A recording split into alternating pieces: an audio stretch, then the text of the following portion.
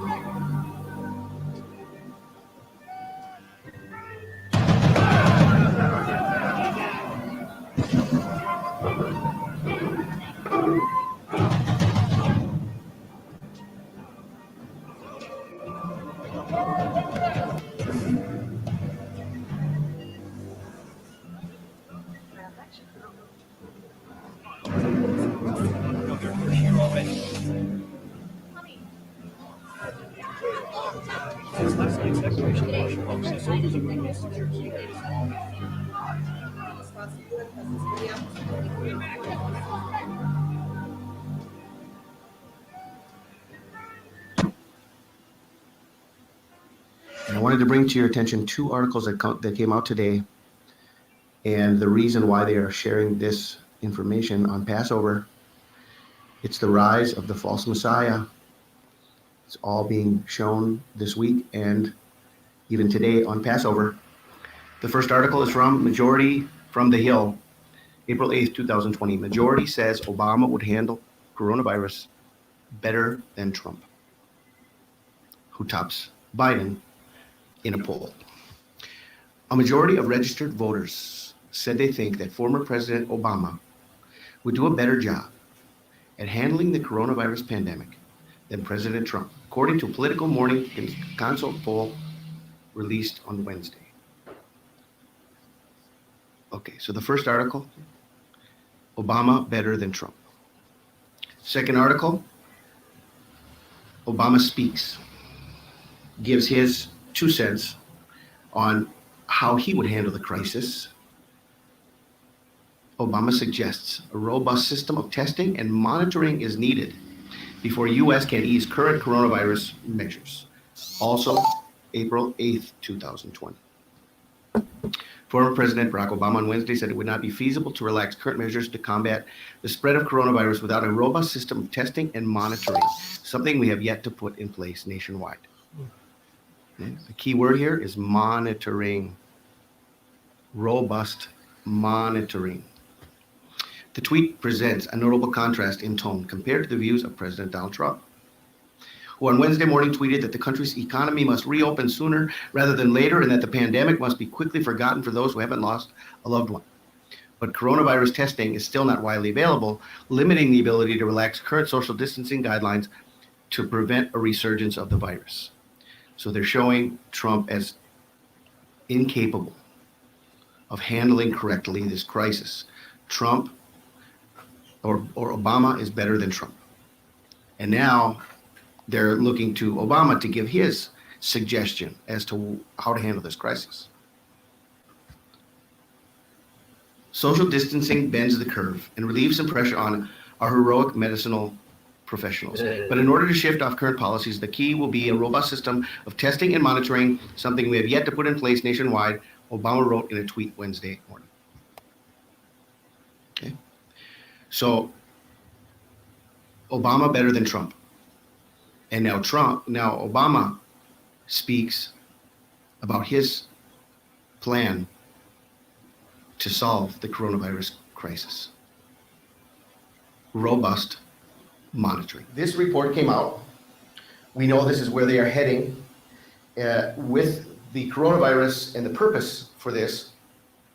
But this is the title of this report, and it's really as clear as day, okay? Business Insider reports, Dr. Fauci says America getting back to normal and where it was before the coronavirus crisis might not ever happen without a vaccine, okay? So this is their end game, the vaccine.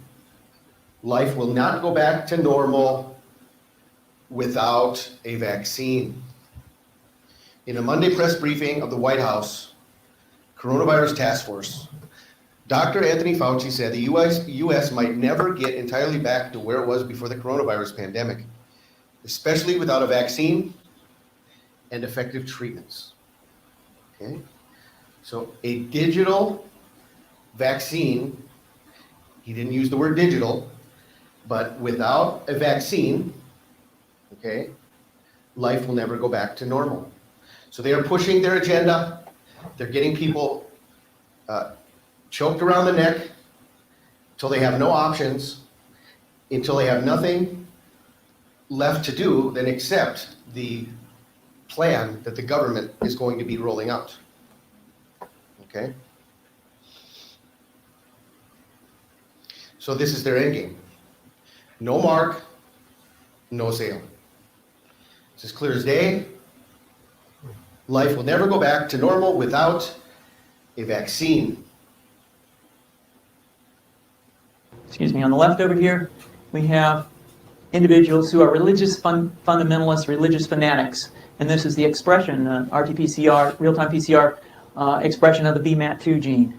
Over here, we have individuals. So let me complete. So over here, we have individuals who are not particularly fundamentalist, not particularly religious, and you can see there's a much reduced expression of this particular gene, the VMAT2 gene. Another evidence that supports our hypothesis for the development of this approach. What you see here is by spreading this virus, we're going to eliminate individuals from donning on a bomb vest and going into a market and blowing up the market. So our hypothesis is that these are fanatical people, that they have overexpression of the VMAT2 gene, and that by vaccinating them against this, we'll eliminate this behavior. So we have some very, very remarkable data in this next slide. Here we have two brain scans. These are fMRIs. These are two different individuals with different levels of expression of VMAT2. On top is an individual who's a religious fanatic, an individual, and we've repeated this numerous times, that has high levels of VMAT2. Now, this individual down here who had low levels of the VMAT2 gene, this individual would self-describe as not particularly religious. In each case, these individuals were read a religious text. This individual lit up the right middle frontal gyrus, shown here, and that's a part of the brain that's associated with theory of mind. It's a part of the brain that has to do with intents and beliefs and desires. In marked contrast, here's an individual who would not particularly self-describe as religious, and when they're read a religious text, what you see is that this part of the brain called the anterior insula lights up. This is a part of the brain that's associated with disgust or displeasure on hearing something. Are you suggesting I take a CT scan with me when I'm evaluating people to determine whether to put a bullet in their head? So the data that I'm presenting here supports the concept that we're proposing, and I think that we would not propose to do CT scans or fMRIs on individuals out in the hinterlands of Afghanistan. The virus would immunize against this VMAT2 gene, and that would have the effect that you see here, which is it's essentially to turn a fanatic into a normal person. And we think that will have major effects in the Middle East. How would you suggest that this is going to be dispersed? aerosol. And when they're read a religious text, what you see is that this part of the brain called the anterior insula lights up. This is a part of the brain that's associated with disgust or displeasure on hearing something. So you're suggesting I take a CT scan with me when I'm evaluating people to determine whether to put a bullet in their head?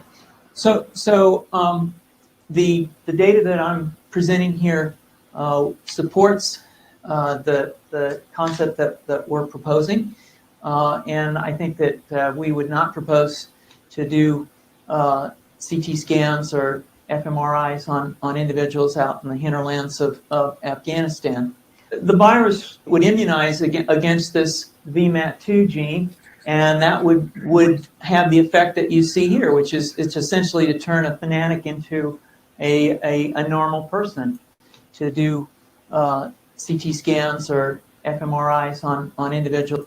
The virus would immunize against this VMAT2 gene, and that would have the effect that you see here, which is it's essentially to turn a fanatic into a normal person. It's essentially to turn a fanatic into a normal person. And we think that will have major effects in the Middle East. How would you suggest that this is going to be dispersed? Aerosol? Well, so the present plan and the test. Well, so the present. This is going to be dispersed. Aerosol? Well, so the present plan and the tests that we've done so far have used respiratory viruses such as flu or rhinoviruses, and we believe that that's a satisfactory way to get the exposure of the largest part of the population. Most of us, of course, have been exposed to both of those viruses, and we're quite confident that this will. Do y'all hear that? What they're saying? He said, "How are you gonna do it with aerosol, meaning chemtrails?" And he said, "No, with flu vaccines." If y'all missed that, that's huge. This is military DARPA shit here, and they're talking about how to vaccinate people and change them from religious fanatics to normal people. Normal people, sheeple, that will take the mark of the beast, y'all. This is very, very crazy stuff right here. Both of those viruses, and we're quite confident that this will be a very successful approach. This is fascinating. What's the name of this proposal? Yeah, so the name of this project is FunVax, which is the vaccine for religious fundamentalism. And you have a proposal already?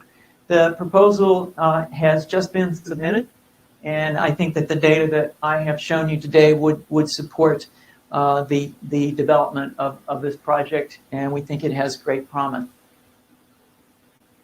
South Korea is also contemplating a rather controversial surveillance measure. The government is thinking of electronically tagging people. The government is thinking of electronically tagging people Once they are released from quarantine. Activists say this would amount to a violation of individual privacy. The plan is to connect electronic bracelets to mobile phones via Bluetooth. The system will alert authorities when the distance between the bracelet and the mobile phone crosses a particular threshold. The government is thinking of electronically tagging people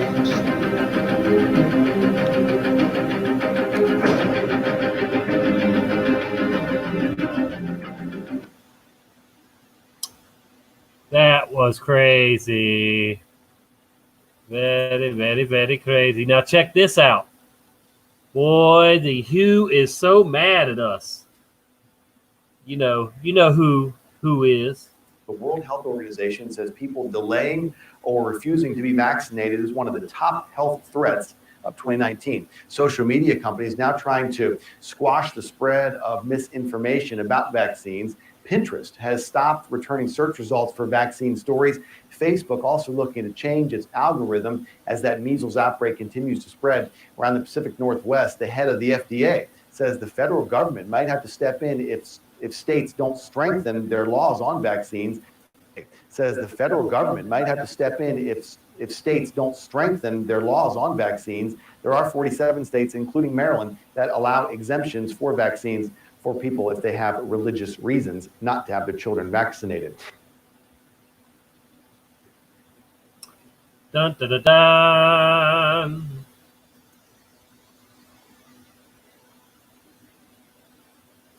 We live in cuckoo land.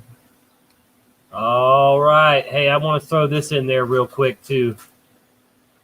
Yes. And a group of homeowners in Florida and one Florida county are suing to get the beaches reopened that were closed by local officials in response to the coronavirus pandemic. RT correspondent John Huddy has more for us from Miami. They want their sandy backyards reopened.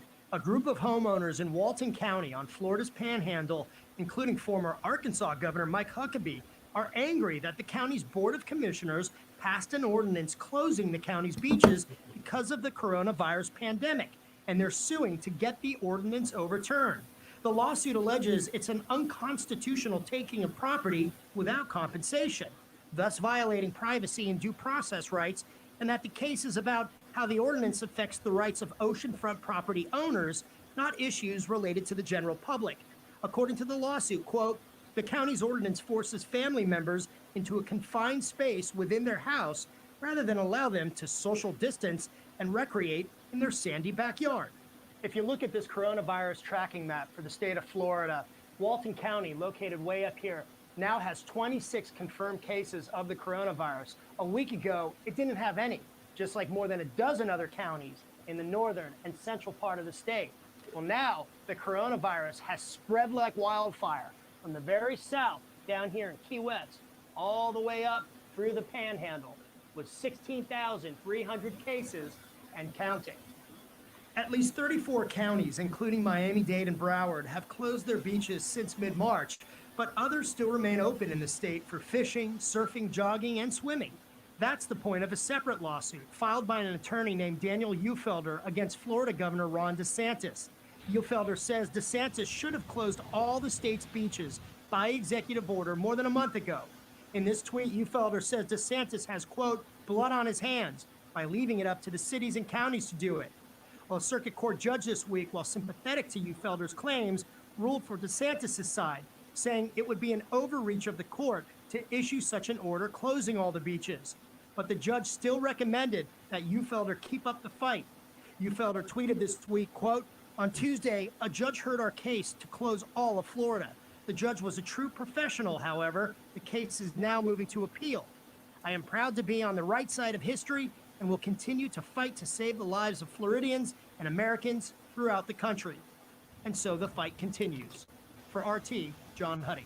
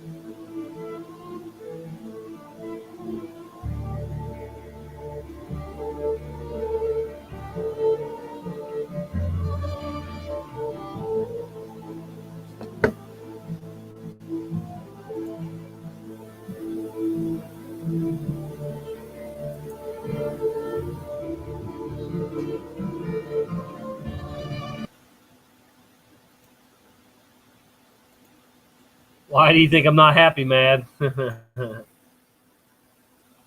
start this cam.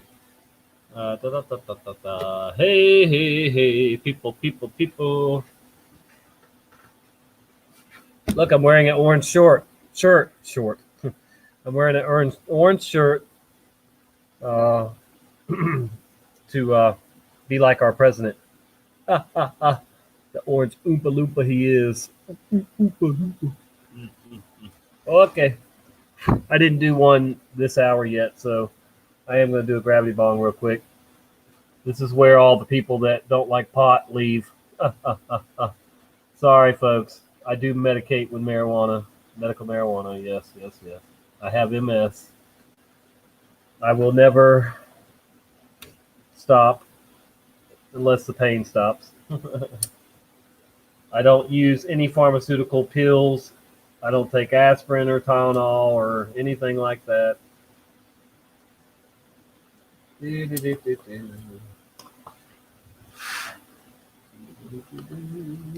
sure y'all can see me. All righty then.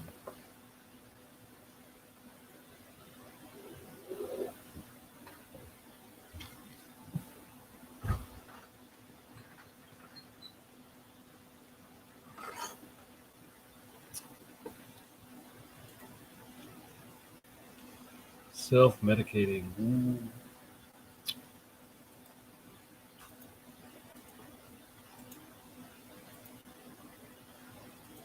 There's the link to join me if you do want to. But I'm not going to be on all night tonight. No. I'm already tired. All right. Here we go. Back to Demon Hunter.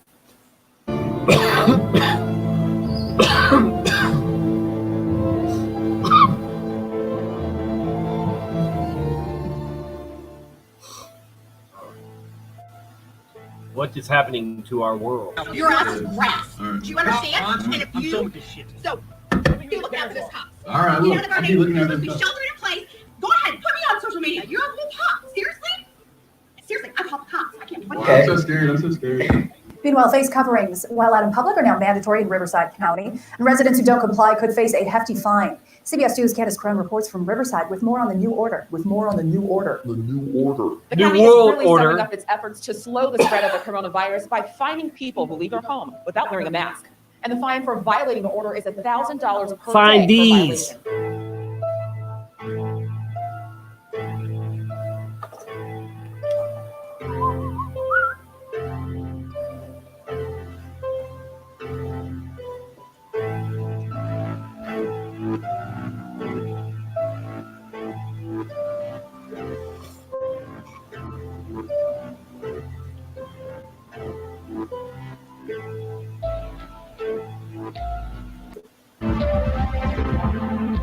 Can you repeat what you just said, please?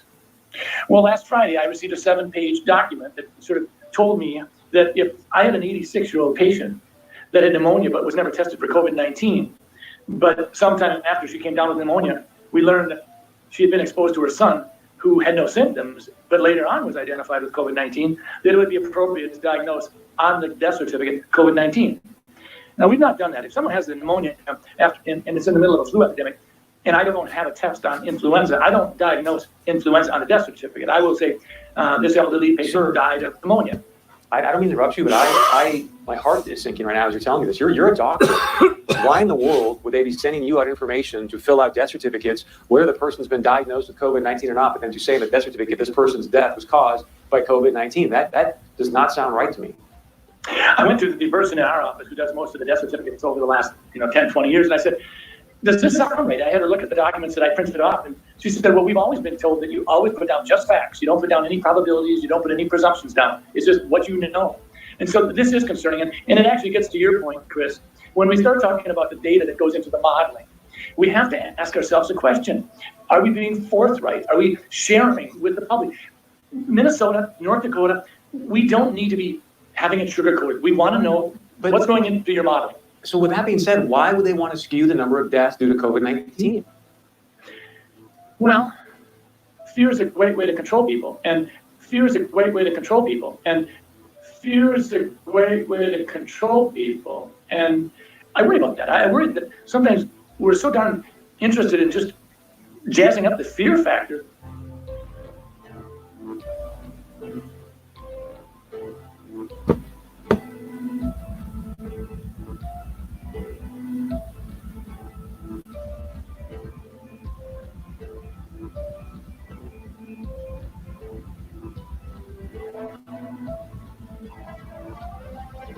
The only answer to the current health and economic disaster is to effectively suspend capitalism. Stop pretending like we're still living in free market, Wall Street rules America. We're not.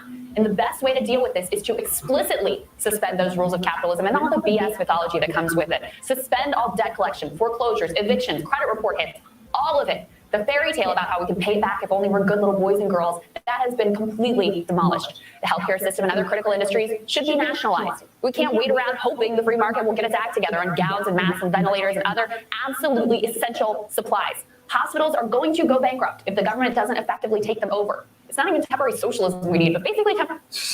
The government needs to take the hospitals over. Oh boy, nobody would come out alive then, lady.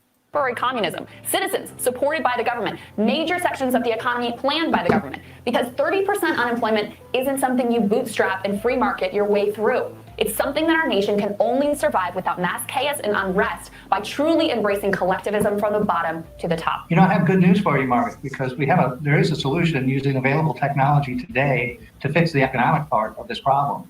The solution is universal testing. What you want is every single person. Yeah, they want every single person to get tested. I've been saying this, guys. They want everybody to get tested so then they can pick and choose who they're going to mess with, who's got it and who they're going to kill or what off or whatever, you know, put in a FEMA camp, whatever have you, you know. And, yeah, you better believe it's coming. It's a solution using available technology today to fix the economic part of this problem. The solution is universal testing. What you want is every single person to get tested every day, and then they would wear a badge like they would after they voted or something like that to show that they've been tested. This would immediately sort out who's been infected and who hasn't been infected. That would help the healthcare sector, but it would also. This is what they really think about doing, stuff like this that he's saying. Also help the economy because we could interact with each other with a lot of confidence. Eventually, what we'll have to have is certificates of who's a recovered person, who's a vaccinated person, because you don't want people moving around the world where you'll have some countries that won't have it under control. Sadly, you want to completely block off the ability for those, people to go there and come back and move around. They have to get the shot. The vaccinations are so important. This is really going around now. They have to get their shot. It's so important to get not just hundreds of millions, but literally billions of those vaccines, because this is a global problem. And although the U.S. has got the most cases right now, as time goes on, the developing countries where isolation is more difficult and the health go system to hell, is very weak, Bill Gates. sadly, they're most likely to experience the most pain of all as this goes global. The world today has 6.8 billion people. That's headed up to about 9 billion. Now, if we do a really great job on new vaccines, healthcare, reproductive health services, we could lower that by perhaps 10 or 15%. They have to get their shot. There are some good things happening. The work on a vaccine, although that probably will take 18 months, that's going full speed ahead. Our foundation is funding that. We're looking at getting vaccines to everyone in the world. So in the long run, we're looking at getting vaccines to everyone in the world. So in the long run, we're looking at getting vaccines to everyone in the world. We must reform our mental health laws to better identify mentally disturbed individuals who may commit acts of violence and make sure those people not only get treatment, but when necessary, involuntary confinement. Last week, Dr. Michael Ryan, he's a leader at the World Health Organization, announced that in response to the spread of this virus, authorities may have to enter people's homes and remove family members, presumably by force. In most parts of the world, due to lockdown, most of the transmission that's Try to actually remove happening in many countries now is these. happening in the household at family level. In some senses, transmission has been taken off the streets and pushed back into family units.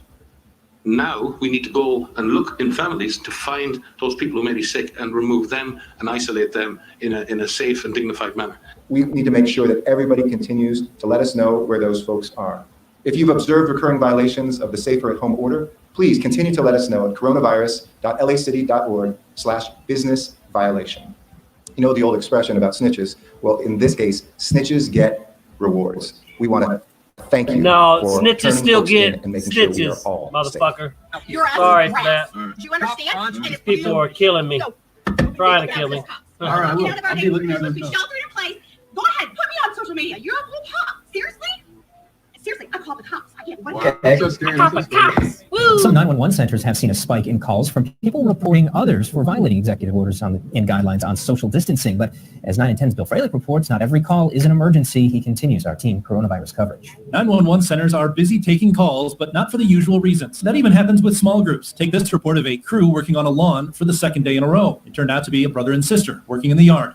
What does opening up look like? Which activities have, like schools, have such benefit to be done in a way that the risk of transmission is very low, and which activities like mass gatherings may be, in a certain sense, more optional. And so until you're widely vaccinated, those may not come back at all. Nice weather and some good surf. Many people left their house today to go to the beach. Here's what Sandy Beach Park looked like earlier this afternoon.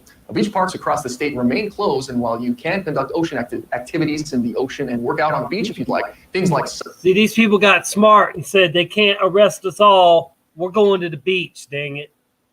Sunbathing can get you in trouble. As Nikki Schinfeld finds out, some police officers aren't giving out warnings anymore. Some people are still confused about what is and what is not allowed at the beach. People are still coming out to enjoy it, and those that are having to pay a hefty price. More and more people are now getting cited for hanging out at the beach. On Maui, officers issuing citations to people laying out at Napili Bay. MPD also sharing this photo of officers getting ready to let beachgoers know they have to go. Police statewide said they spent the last week warning people of the new rules. Once your feet touch the sand, you must be exercising, walking or running, or walking towards the ocean for an ocean activity like surfing. What's not allowed is sunbathing, setting up a towel, chair, or umbrella, reading a book, or... Don't you dare try to sunbathe at the beach. Don't you dare try to sit down for even a minute. See, no sitting on the beach, no reading a book. What if you can stand there or walk and read a book? Can you read a book then? As long as it's not the Bible, I bet. Sitting on the beach. But this was Lanikai today, and some residents say they are fed up. It's being ignored over here. All of us are staying, the most we do is walk or swim or canoe paddle or fish, and they're not doing the 6 feet separation. I think they're being very selfish, and they're putting in all of our lives at stake. KPD tells me they issued 3 citations on Friday to people who were sunbathing and hanging out at the beach. Fines for violating the stay-at-home order are up to $5,000 or 1 year in jail. Anyone cited for violating the stay-at-home order will also have to appear in court and explain to a judge their reasoning for being out during an emergency proclamation. California is granting early release to 3,500 inmates in an effort to reduce crowding. Fines for violating the stay-at-home order are up to $5,000 or 1 year in jail. California is granting early release to 3,500 inmates in an effort to reduce crowding. Fines for violating the stay-at-home order are up to $5,000 or 1 year in jail. Despite a safer at-home order, this live stream video of a Tampa, Florida church service has ignited outrage, showing a crowded sanctuary. The church saying they should be considered an essential service. People are going totally crazy. As the president said, he wants to get everybody back worshiping God come Easter Sunday. That needs to happen. President Trump has now changed that timeline, and that pastor now arrested for failing to follow the stay-at-home order in his county. His reckless disregard for human life put hundreds of people in his congregation at risk, and thousands of residents who may interact with them this week in danger. And in Louisiana, despite a ban on large gatherings and a warning from the governor about their coronavirus cases quickly rising, hundreds of parishioners came to a church outside Baton Rouge, angering neighbors. Shut that church down! Also, shut that church down!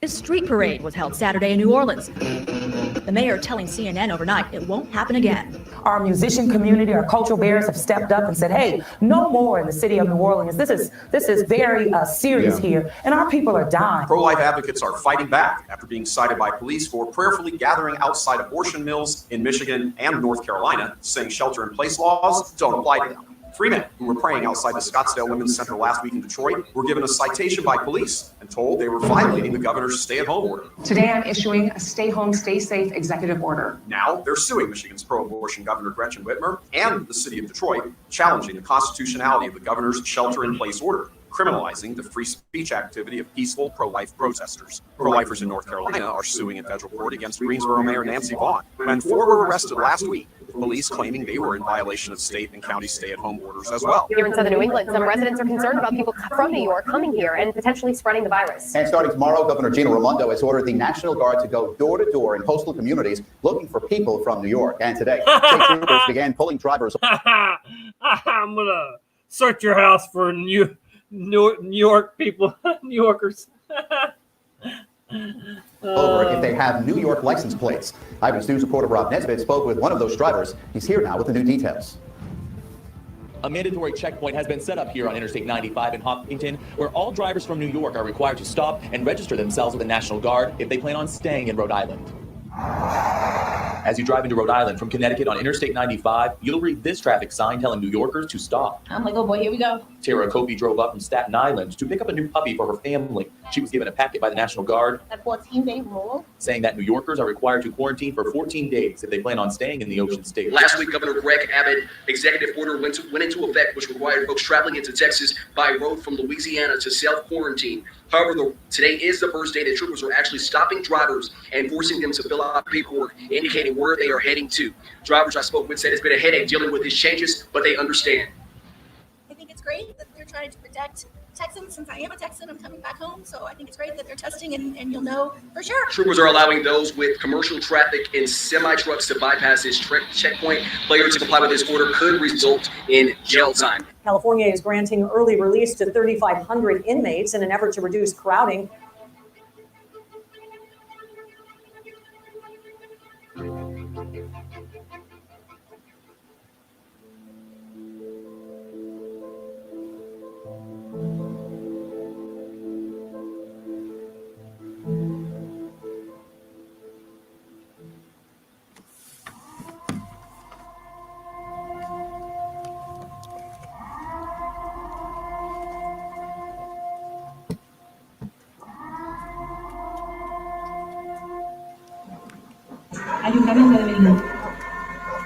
Attention please, an emergency state has been activated due to the coronavirus. You must stay safely at your accommodation or home and follow instructions from local authorities or from your accommodation provider. Avoid beach areas and promenades. Keep a safe distance with other people. Stay at home. You are there. Thank you and sorry for the inconvenience. Benito and home. All right, Daddy. There you go. Should be in here. Hey, man. Here you go, man. Get off the street. Go home. Do as you're told, slaves. Keep your distance. No talking. No running. No fun. Just go home. You're not welcome. We hate you. Fuck off. I can see it now. They're going to have drones. They're going to have drones taking pictures of you too close to your, family in your backyard, and they're going to send you a ticket with the picture and say, here's your fine for being, breaking the rule.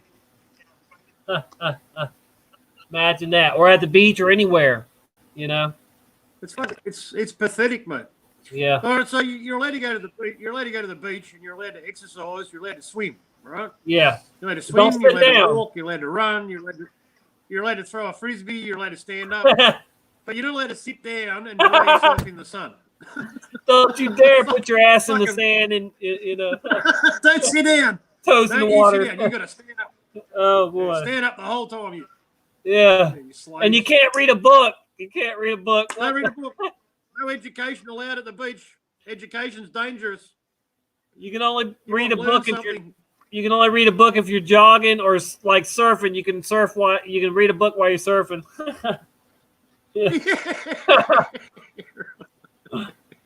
Oh man, this is crazy. You can only make your lunch while you're exercising. That's the Yeah. rules. Oh boy, I'm telling you, dude. No building sandcastles then probably. I'll tell you, if you were smart, I mean, it's too late now. I mean, they were going to do it anyway, but those people who were brave enough to go to the beach and say, fuck the authorities, all right? if they were smart and they knew what rules were, if they knew, they could have, they could have just kept their eyes open or fucking let it talk to each other and said, look, if you see cops, just stand up and walk around, you know what I mean? Because you'll be fine. If you're sitting down, you're going to get screwed, But, it doesn't matter now, does it? It's all over now. Vicky says, does anybody watch Mini-Fish today? No, I haven't seen anything from him yet. I'll check it out, though, before we get off of here. So, yeah, man, I'm blown away by still how many people are buying into it. And then, than getting mad at us, but they don't do any research. They just believe what the government says. And then even though we do the research, and see that they're lying and everything's a hoax or whatever, we're the bad guys, and it's just, it's very crazy and frustrating. Wow. What is That's some fresh weed, man. Wow. That's very fresh. Is it dry? Is it cured? Or does it still need to be hung? Nah, I don't. Yeah. Okay. Yeah. Just picked, mate. Nice. I haven't Very nice. I haven't got much more. Very nice, brother. Wow. It should get me through Easter today, man. Yeah. If you can get it cured quick enough to do it, yeah. Yeah. Well, under my pergola, mate, under my greenhouse pergola, it won't take long. Probably two days it'll be dry, man. Right. Awesome, brother. Awesome. That's great, man. Yeah. It's been a long time since I've done any farming like that. But I've had some success when I did do it, Yep. Showed my video, man, because the audio is really bad. Let's see if there's anything I can do. Like a robot to me, man. It's just my internet. That shit. Okay. You aren't getting any feedback though, are you? Or Probably echo? too many people online. You know what I mean? That's slowing me. I'm sure of that. Yeah, I'm sure. Yeah, that definitely. It's Good Friday. It's Good Friday here, so everyone's at home, man. There's nothing open, My phone has been getting horrible service here lately, and it's AT&T, just like my internet, home internet. I could complain to them, but I don't know. You're getting bad service. It's probably on the cell phone, yes, but not now. My home internet's pretty The last stream we had was perfect, man. There was no buffering, no glitching. It was perfect. Really was. Right. Well, it is. It is Friday there already, isn't it? Yeah, everybody's at home, man. So everyone's online. That's why. Yeah. Do you have a tower close to your house? Oh, not too far away. I can see one from my house. Probably 300 meters? 1,000 feet. 1,000 feet in Australia. About a mile, or less. About a third of a mile or something. Yeah, way less than a mile. About 1,000 feet, man. Okay. Not yards, feet. Yeah.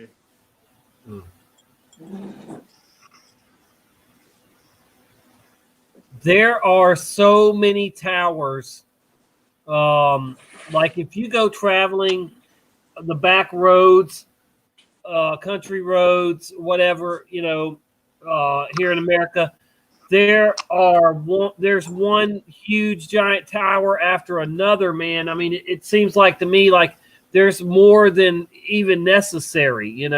I get that they out in the country can only go so far or whatever, but it just seems like,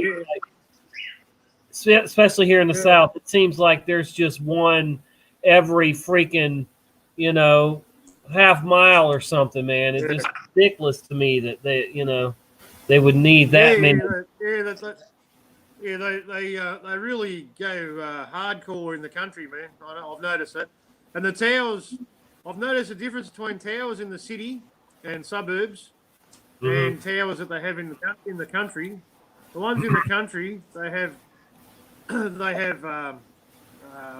amplifiers, extra amplifiers, and like satellite dishes that are aimed at the road as well. Yeah. They're aimed at the drivers going past, And I've felt heat on my head, man, from when I've driven past one of those towers, man. It was like my head was being fried. Man. The dish on the 5G tower there.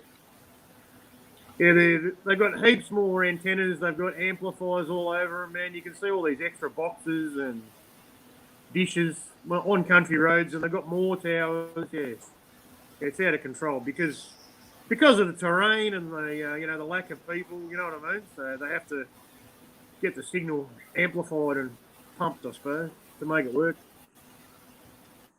Right. Yeah. All right, so hopefully you can hear this. I'm gonna go back to playing this, and I'll check the. Yeah, I don't need it on 480, so I I'll watched put. it. Yeah, I watched it already, man. But it's good. Yeah, everyone should. Oh, you've seen promote Demon this Hunters? video. You've seen this one already today that came out? I saw it shared. I saw it shared on another channel, man. But yeah, it's 17 minutes, isn't it? I think. No, this one was 27 minutes long. All right. Okay. Yeah. Yeah, But everybody should share this. Everybody should mirror it, man, put it up. But this last part here is pretty cool too. Coming up here in a minute or so. Where is it? Where is it? Yeah, maybe right here. All right, but yeah, let's get through this one real quick if we can.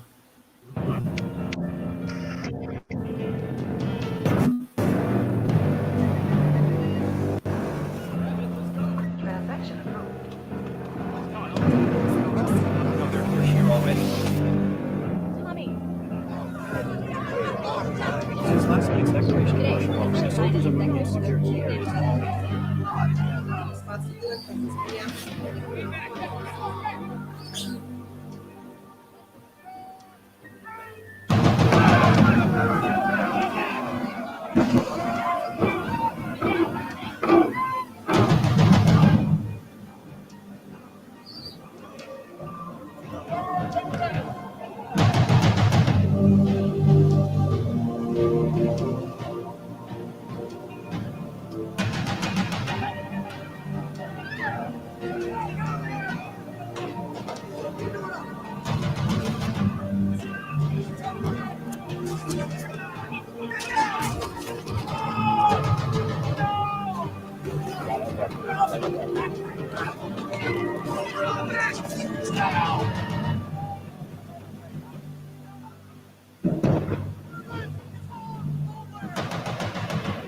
Last night I dreamt about how things were. And then I woke up here. Ray State. Yeah, man. All you ever got was a trailer. They never even made the movie, did they? Right.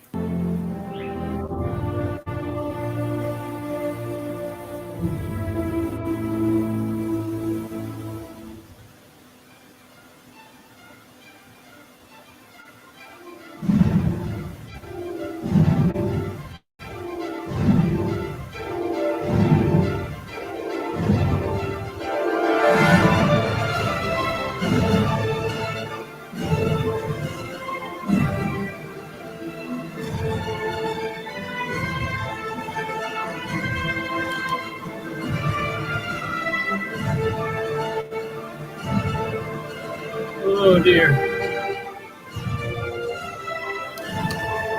Come on.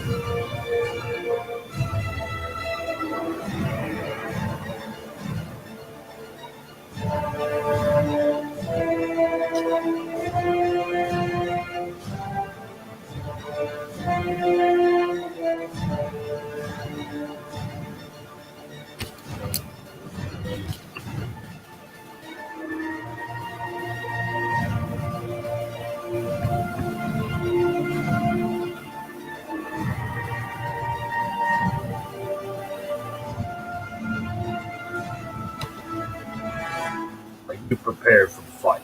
Is your full armor on? That's a good question. Remember, Satan is not fighting you because you're weak. He's fighting you because you're strong, people. That's good.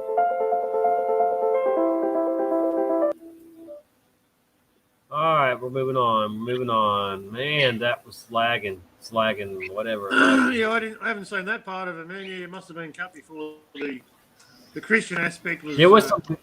released, I suppose. The video I saw was 17 minutes, I'm pretty sure. But yeah, I saw all of that from the beginning, yeah.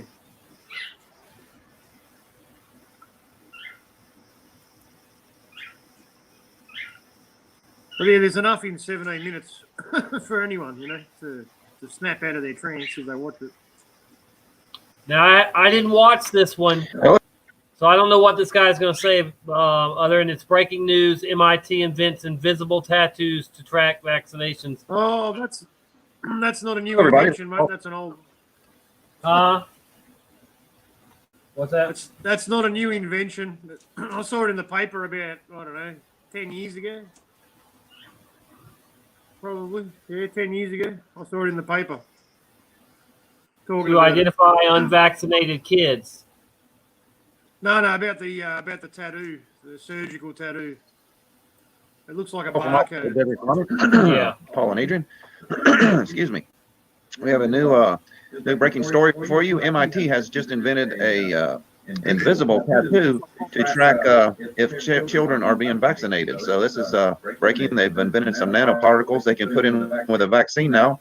So to make sure your children are vaccinated, so when they institute, the government institutes mandatory vaccinations, you won't be able to hide from the government. So let's go to the article. This is from zerohedge.com. And we'll go up here. Could invisible ink tattoos be used by the police to identify unvaccinated kids? Because it's becoming difficult for the ruling class and the big pharma to keep track of vaccinated and those who have not, a suggestion to use tattoos has surfaced. A new technology created by researchers at the Massachusetts Institute of Technology, MIT, can now help authoritarians track the unvaccinated. According to the Futurism magazine, this means that they have found a covert way to embed the record of a vaccination directly into the patient's skin rather than documenting it electronically or on paper. This tracking system seems to be a lower risk tracking than vaccines themselves, at least, and it could greatly simplify the process of maintaining accurate vaccine records, especially on a larger scale. In areas where paper vaccination cards are often lost and do not exist at all, and electronic databases are unheard of, this technology can enable the rapid and anonymous detection of a patient's vaccination history to ensure that every child is vaccinated, whether he wants to be or not. Researchers from Kevin McHugh said in a statement, if that's what it's used for, it will eventually be used to force vaccines on those who wish not to receive them. There's an obvious agenda here too when you follow the money, and Bill and Melinda Gates Foundation funded the team's research. This new research, which was published in the Journal of Science Transnational Medicine on Wednesday, came about after following a direct demand from Microsoft founder Bill Gates himself, who had been personally involved in efforts to eradicate polio and measles through vaccinations, according to the Science American. The invisible tattoo accompanying the vaccine is a pattern made up of minuscule quantum dots, tiny semiconducting crystals that reflect light, that glows under infrared light. The pattern in vaccine gets delivered into the skin using high-tech dissolvable microneedles made up of a mixture of polymers and sugar, Futurism magazine says. Researchers have already tested this new tattoo on rats and human cadavers. It is possible someday that this invisible approach could create new possibilities for data storage, biosensing, and vaccine applications that can improve how medical care is provided, particularly in the developing world, MIT professor and senior author Robert Langer said in a statement. So what we have now is we have MIT has invented a new way to track people. And this is going to be instituted when they institute the mark of the beast. Also, they'll be able to see if you had the mark. This guy's smart. The little chip skin. And also, when our government, whoever takes over in the coming years, wants to vaccinate the whole population in the United States, you will not be able to refuse, or you will not be able to lie, because they'll be able to tell if you've been vaccinated or not, whether you want our freedoms in the United States. So this is just another sign of the end times, people. They're going to they've already developed a way to track you now if you've been vaccinated or your kids have been vaccinated. And all they need is a big pandemic and require everybody now to be vaccinated. And if you don't, they'll haul you off. So this is just another sign of, and I wanted to bring you the technology, to make you aware of this new technology. This is Paul from Oak Ridge Desert Farming with Paul and Adrian. I will list the article in the description box. Bye-bye. Bob Ross was right. I want to see what he's saying now. A few months later. Yeah. Not only is he a brilliant artist, he's also smart. Vicky Fry, Eliza. Doesn't he look like? Joe Doesn't Dirt. he look like Bob Ross? Don't you reckon? Yeah, he looked like Bob Ross. Let's see what he's got here. He's got over 3,000 subscribers. Pretty cool. Pretty cool. He's on the money though, man. He's on the money now. Dr. Fossey makes a case for mandatory vaccination. Troops are here in northern Arizona. Wow. Breaking news out of Elias, whatever. So, yeah. I don't really trust Zero Hedge, man. But everything he's saying, we already know about. So I don't doubt it. You know? We already know what's happening. We know they've got the technology. We know they've got nanotechnology. We know they're putting it in the vaccine. We know. So yeah. Yep.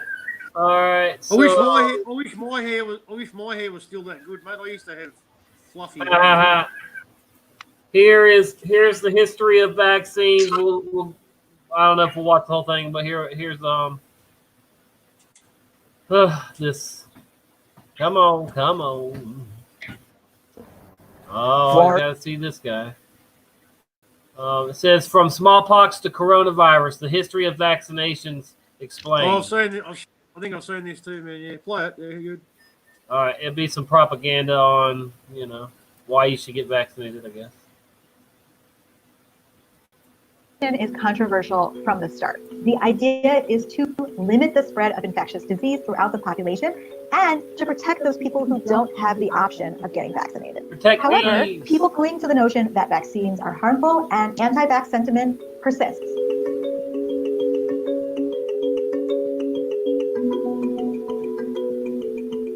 I've got a video for you after this, mate. So you got to check it. Okay. From one of our friends from Flat Earth Maori channel.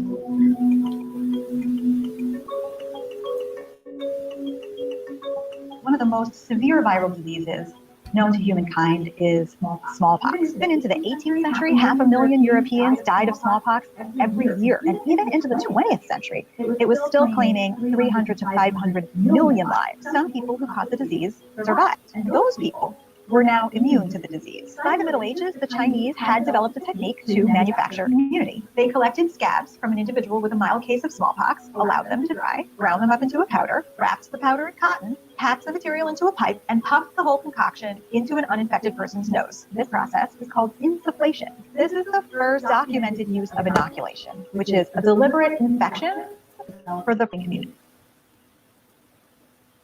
Uh-oh. I think Sasquatch jinxed us.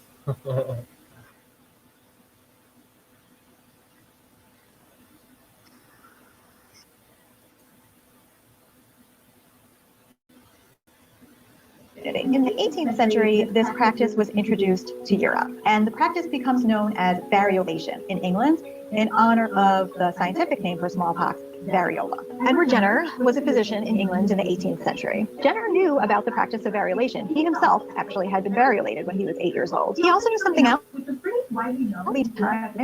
but was relegated to the status of folklore or an old wives' tale. And this something was that cows contracted a disease similar to smallpox. This disease was called cowpox, but it was much milder. And it was also common knowledge that milkmaids who worked with cows sometimes acquired cowpox, and these milkmaids were then immune to humans. Remember the mad cow disease too? Oh yeah. Oh yeah, it's always been mad cow. Yeah. Smallpox. I'd be mad too if I was a cow. This is the opportunity to inoculate a handful of friends and neighbors with cowpox. Variolates them with smallpox subsequently, and he finds that not a single one of them shows any exposed to smallpox. He coins a scientific term for cowpox. He calls it variola vaccine, word vaca meaning cow, and his procedure he calls vaccination. People keep vaccinating. The World Health Organization declares smallpox eradicated. Fuck who?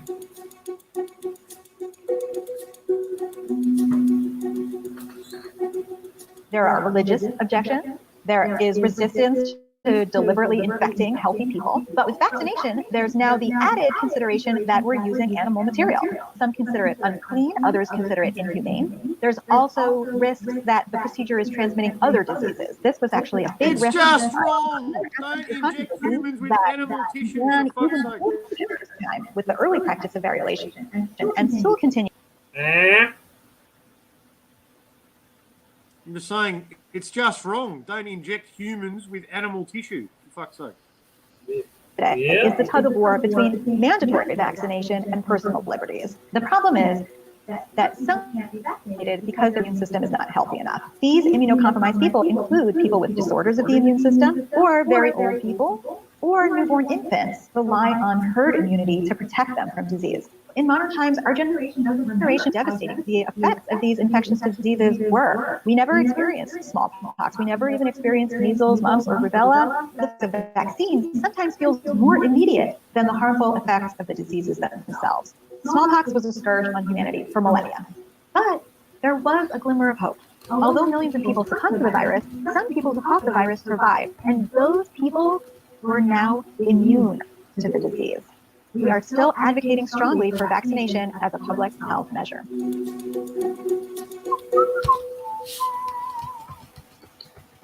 Come on. Hey, NBC News viewers, thanks for checking out our YouTube channel. Subscribe by clicking on that button down here, and click on any of the videos over here to watch the latest interviews, show highlights, and digital exclusives. Thanks for watching. Come on. Vaccination is controversial. No. Trying to. There we go. There was a glimmer of hope. No. Although millions of people succumbed to the virus, some people who caught the virus I can't shut her up. were now immune to the disease. Good. There was a grief. glimmer of hope. Hush. Hush. Hush your mouth. Oh my goodness. All right, you have to go to Flat Earth Mary channel, mate. There's a video there for you. You're going to love it. It's awesome. From a doctor. From a doctor. Oh, you talking about his one he put out today? Yep. I haven't seen it yet. Okay. New York ends religious. No. Yeah. No, it's just got honest doctor blows the whistle, something like that. Something about No. That's what I'm saying. What I'm saying is, New York ends religious exemption to vaccines. That's one of the videos I was going to say. Oh, okay. Oh, right. Okay. The Lord. Yeah, I've got a bunch of videos still to share, just little ones. This was one of the longer ones here with this dumb idiot. All right, but anyway, we'll go over there to what you call it. That's gold. Everybody should check that out yourself. Yeah, watch that video. It's good. It'll wake up the zombie. Zombies should wake up if they watch it. How long is it? You said? Oh, it's pretty long, man. This one, maybe 20 minutes, nearly 30 minutes, I think. 20-something minutes, I think. We might just grab that and put it in the thing. Then I don't know. Man. Oh, you can watch a little bit of it if you want. Okay. All right. Flat Earth fucker. Hang on. No. Flat Earth Maori. Oh, Flat Earth who? F.E. Maori. Mary. S.E. Mary? What? No. Maori. M-A-O-R-I. Oh, Maori. Maori. Yeah. Okay. That's my accent, mate. Sorry. Is that M-A you said? No. It's just capital F, capital E together, and then space, and then second word Maori. Oh, haven't we been there before? Did we go there one time or something? I don't think so, man. This video just came up today, a few hours ago. F.E. Maori.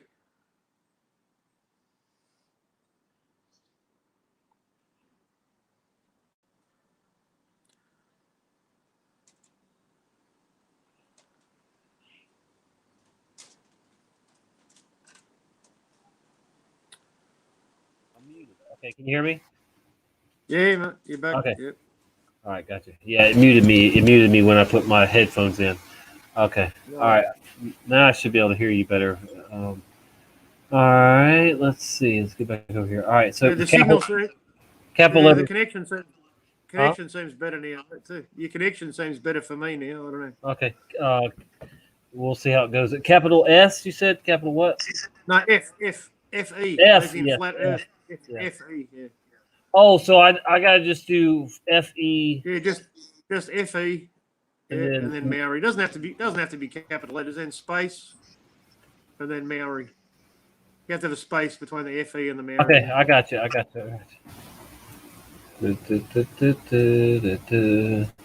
I thought we'd been over here before. You see a video or No, something. not No? not Mallory. Not Mallory. Oh. Maori. What? Oh, what is it? It's hard for me to hear when you're spelling. You know what? Your petrol head, all you're thinking about is car parts. Come on. What is that? All right, spell it again. Damn. Maori. Oh, Mario. Maori. Yeah, not Mario. Just take the O off at the end. Okay. Maori. Mary. Not Mario. Not Super Mario. I'm never gonna get this right. All right. You get it. Just add the O. Yeah, I thought you said drop the O. No, I dropped that. You got it. You got it here. Oh, you got it. I think you got it. Mario. I know. Oh damn. Is it 420? It is 420 somewhere. See, I need a fucking Maori. That's it. I think you got it now. Maroi. Yes. No, I am. Oh, there you got it. There he is. Oh, well, that's one of our people. Yeah. Okay. Yeah. I'm subscribed. He's my brother from across the ditch. Is he in here right now? Because he usually is in here. He could be. All right. Okay, right here, right? 3 hours ago. ICU nurse. We haven't seen this. It's mirrored. It's not. No. Okay. No, not ICU nurse. No, that's not it. No, that's not it. Go to his videos. Just go to his videos. All right. No, is that videos? Yeah. You get a different setup to me. It's cool. It's something like honest doctor spills the beans, something like that. That's in the title. There he is. Yeah, third from the left, right in the middle. Him. Yeah, that's it. You got it. Oh yeah, well, everybody's seen this already. Oh really? Oh yeah, we saw this a couple days ago. Yeah. I even shared it, I think, or Brian definitely did. But, oh yeah. Definitely. I just saw he's made the rounds. Everybody's been sharing that. Yeah. And if he's real, he's a chiropractor, I think. Yeah. Okay. But still, he definitely lays it out on the line. Excellent. He's on point. Yeah, all of these I've seen. All of these I think I've seen, except for I think they're I'm behind the times, mate. I'm from Australia. Don't forget. Right. Yeah. Okay. We'll go check out Mini Fish though, and I will go ahead and click the bell there. We'll go see what Mini Fish has got right now. All right.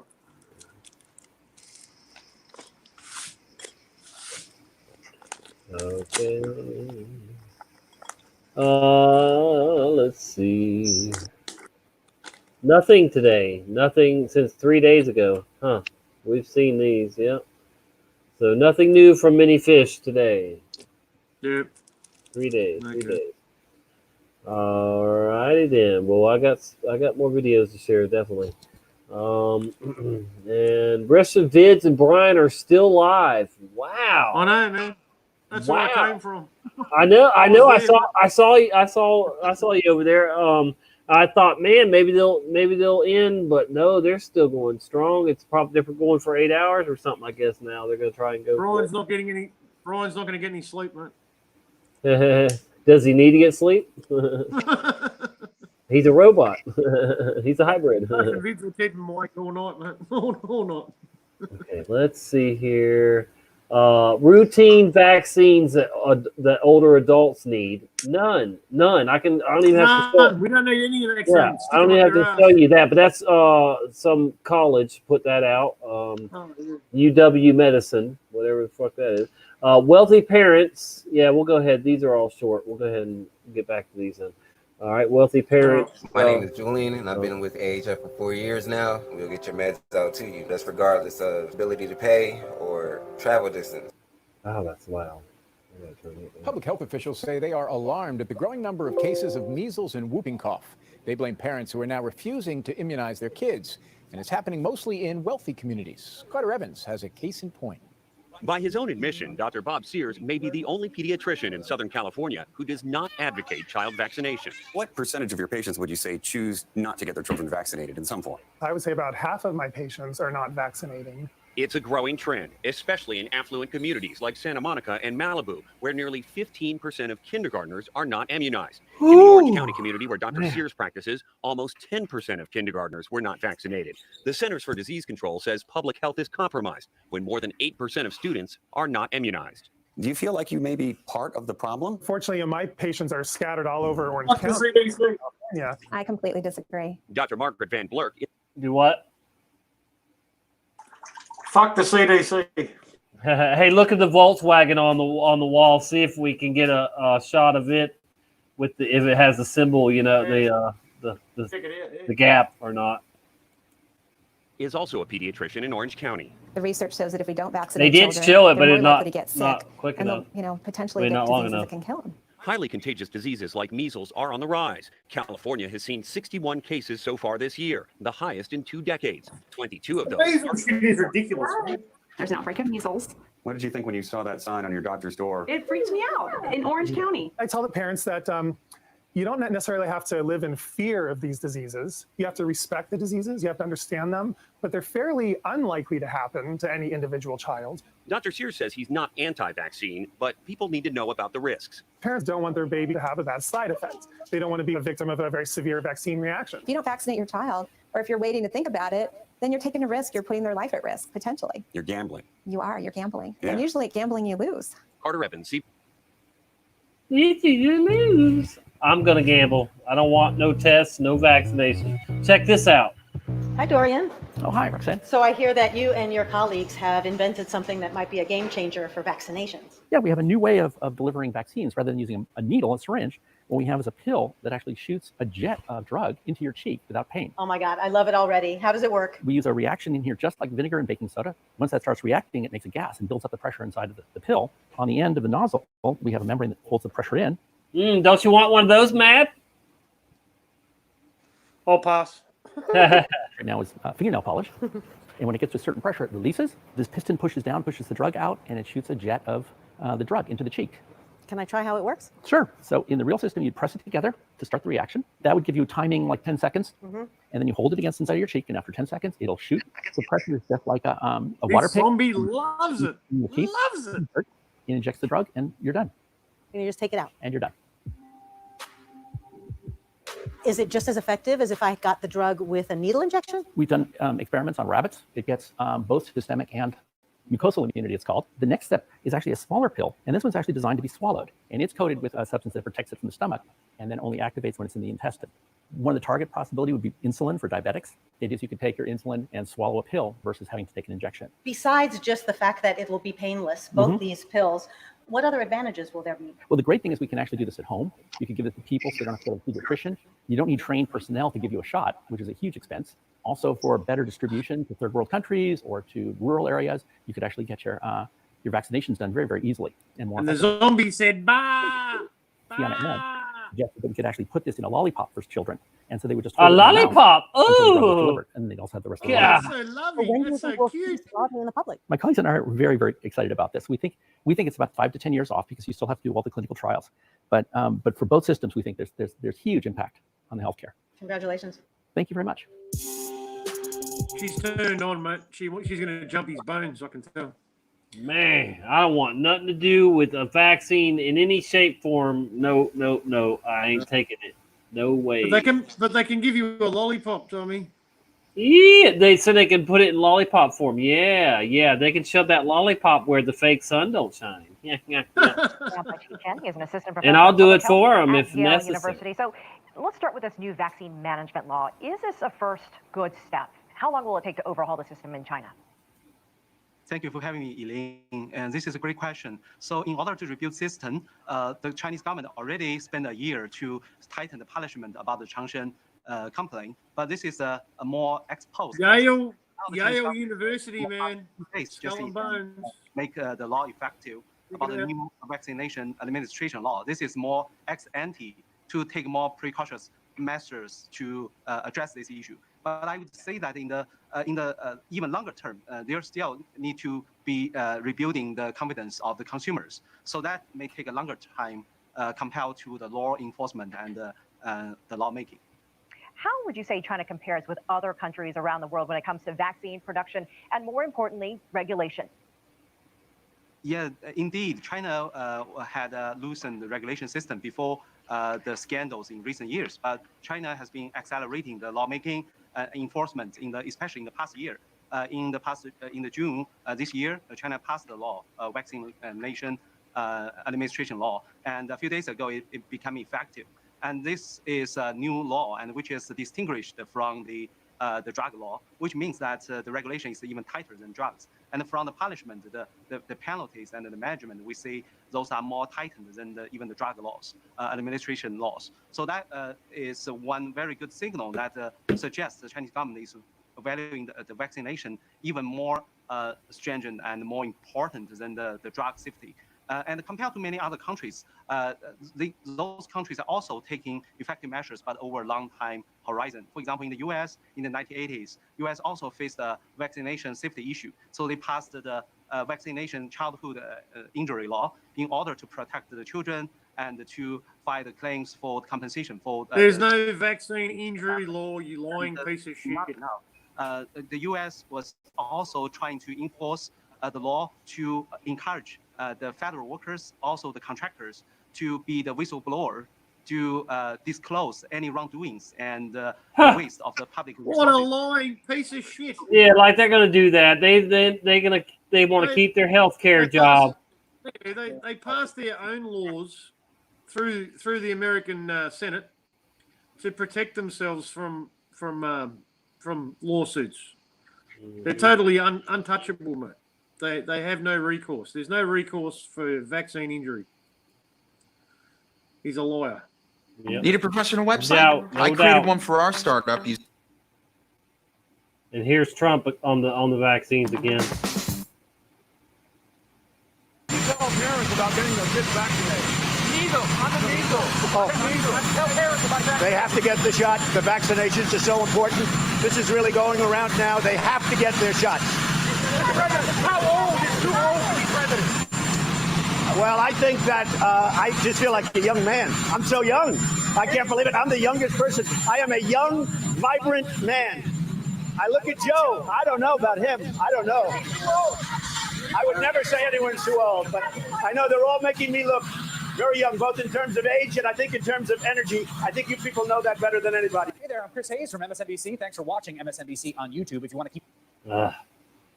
They got to take their shot. They got to get the vaccine. Get your shot. Get your damn shot. Just take your damn shot. Yeah. Get the shot. See, he's wearing the red tie. The red tie is about fear, man. He only ever wears one or two colored ties, man. Red or blue. Red's for fear and control. And if he wears a blue tie, that's for trust and authority. Right. Pockets. Truth Virus taught me that, man. Oh, wow. Colors are very important. It's all connected to the. Yeah, Sorry, you're right. You're right. No doubt. It's all connected to spiritual energy on the. I know you don't want to talk about. You don't like to talk about New Age. People think it's New Age, right? But the chakra, the points of energy on the body, scale. All right. Yeah. You know, it's purple at the top, and then it becomes a bit lighter color. And then it becomes green for the throat chakra, you know, and then it becomes blue for the heart chakra, and then you go underneath, and then it becomes orange. It's like a traffic light, you know. Basically, the bottom chakra is orange, orange and red, you know. Right. So red's the pit of hell, you know. It's the bottom chakra color. Yeah. And it's about fear, you know. And yeah, it's all negative energy. So when he's wearing the red tie, he's using that as a psychological weapon. You know, whatever color tie he's wearing, it's a psychological weapon. But Right. yeah, it's important. Yeah.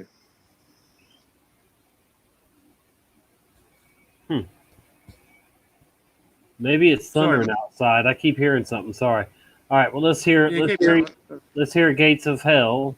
Vaccines aren't happening because of those, the anti-vaxxers or whatever you want to call them, who have made significant headway in trying to convince parents they shouldn't vaccinate children. I was just looking at new data today from Orange County, California, with more than a few schools showing between 40 and 60% children not vaccinated.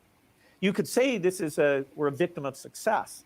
In the countries where you have measles all the time, nobody gets confused about this. Do you get mad about it? I get more mad about the deaths we're not avoiding. I spend my time on the countries where we still have, in the case of measles, over 300,000 kids dying a year. In the case of diarrheal diseases, over 1 million a year. There's 6 million. He's always smiling. He's always. I know, smirking. Yes. For diarrhea. He's a demon. Disease. Why don't we have a vaccine for malaria? Those are the things that I push forward. I wouldn't say I get angry, but I'm really impatient that we're not moving as fast as I'd like. Huh. You can catch the full interview this weekend on One-on-One. We're not moving towards the beast system fast as I like. Yeah, that's right. Yeah.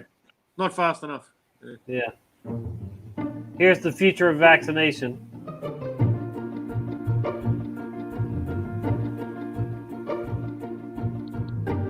The new Gardasil vaccine has 9 Causes death and illness, you liars. against all the viruses that cause cervical cancer. Causes death and illness. This crap, Gardasil. Oh, that causes ovarian cancer, Gardasil. That's what causes Giving it to ovarian boys. cancer. They give it a The boy. Gardasil, no, boys. Children, I imagine that cervical cancer will It's an ovarian cancer fucking vaccine, supposedly. Yeah. Why do they give it to boys? Boys don't have ovaries. Hello.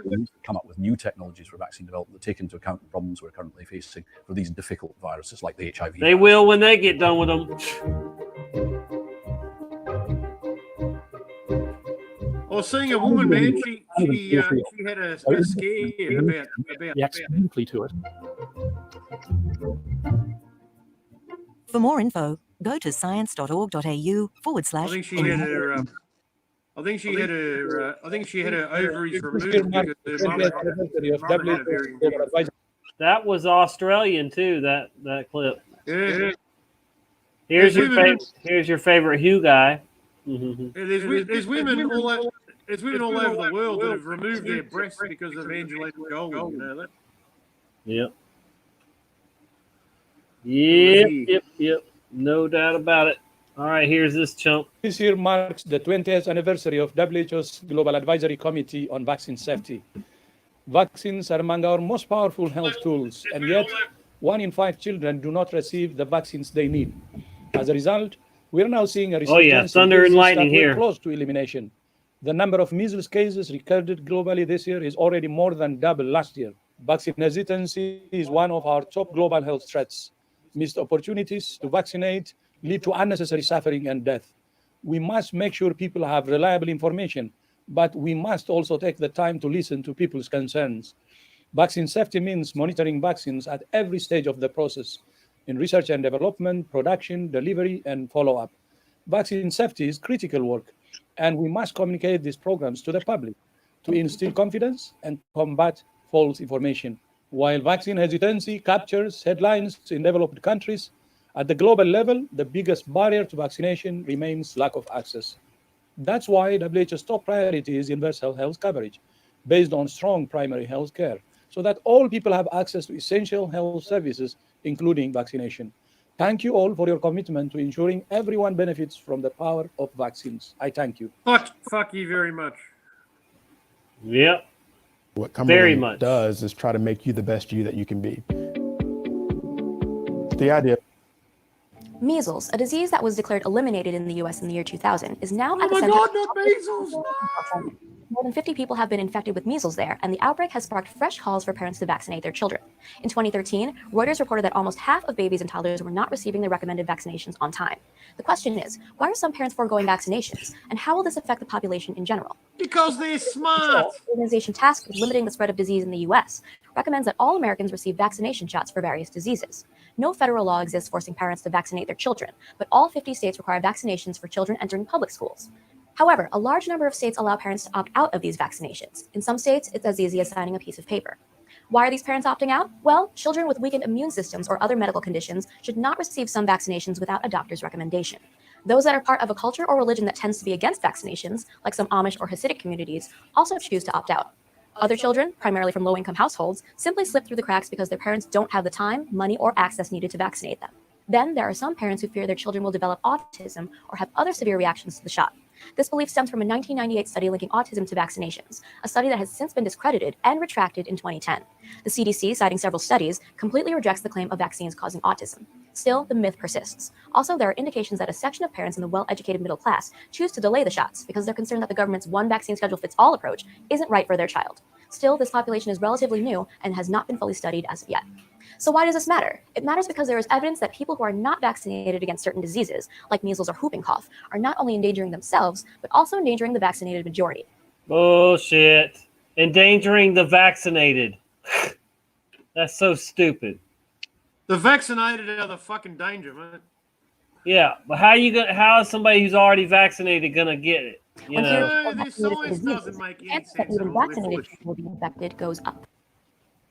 This is because no vaccine is 100% effective. The immunity of large groups, which is known They as ain't even 1% effective. Not even one. Not even 1% effective. That's right. only fully works in an environment with high vaccination rates. When the majority of a group of people is immune to a disease, that disease is less likely to spread far, even among herd immunity serves as a variable for babies who are too young and other people who are too sick to be vaccinated. If herd immunity dips below 90% for diseases like measles or whooping cough, larger outbreaks occur. And that's exactly what's been happening now as more parents refuse to vaccinate their children. She's a good Ultimately, reader. Vaccinate yourself or your child is up to you, but we urge you to get all of the facts before you consider not vaccinating your child. You can find the links to the studies below, including the CDC link giving you to vaccinate your child. To learn more about whether vaccines cause autism, check out this DNews video. But if you refuse to vaccinate people out of a misguided attempt to prevent them from acquiring autism, that's a lifelong problem for your child and other children. Also, if it hasn't showed up by the time you're older, you're not going to catch autism. So Fuck get this your guy adult. too.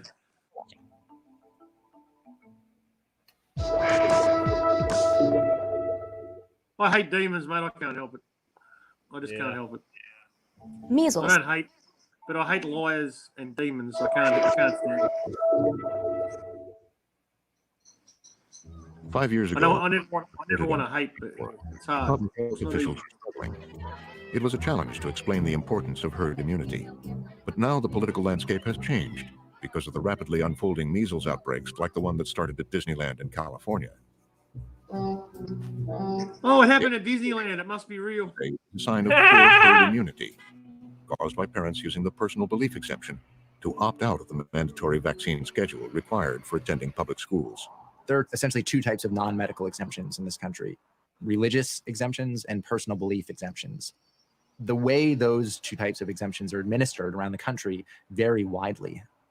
In some places, you essentially just need to say, it is my personal belief that I should not vaccinate my child, and sign a piece of paper, and that's that. Reed Elementary School in Marin County No has comments under this video, Tommy? but now some parents have pushed back, I'm saying that sure such we can look policies at put 'em. certain kids at risk. Oh, there are comments? Yeah. This is 7-year-old Rhett Kravitz. I'm sure. He's lived with leukemia for most of his young life. He has endured multiple medical procedures and over 50 surgeries. Good shot. 90% of such cases are eventually fully cured, but the treatment wipes out the immune system, making vaccinations impossible. Okay, you ready to go, Rhett? I'm very ready. When he was first diagnosed, he was pretty much pulled out Did of he society. say, did that guy just Highly use the concentrated. words immune system and vaccine in the same sentence? Well, like me, I have an autoimmune disease, multiple sclerosis. So it would be bad for me to get any kind of vaccine. It would be very easy for me to get a doctor to say that I don't, you know. It would be, Well, no, I can't believe they used vaccine and immune system in the same sentence. I can't. It's mind blowing. They're total polar opposites, mate. You know. Yeah. Vaccines damage your immune system, if anything. Yeah. They destroy it. You know? No doubt about it. I'm still having problems here. All right, where are we at? All right.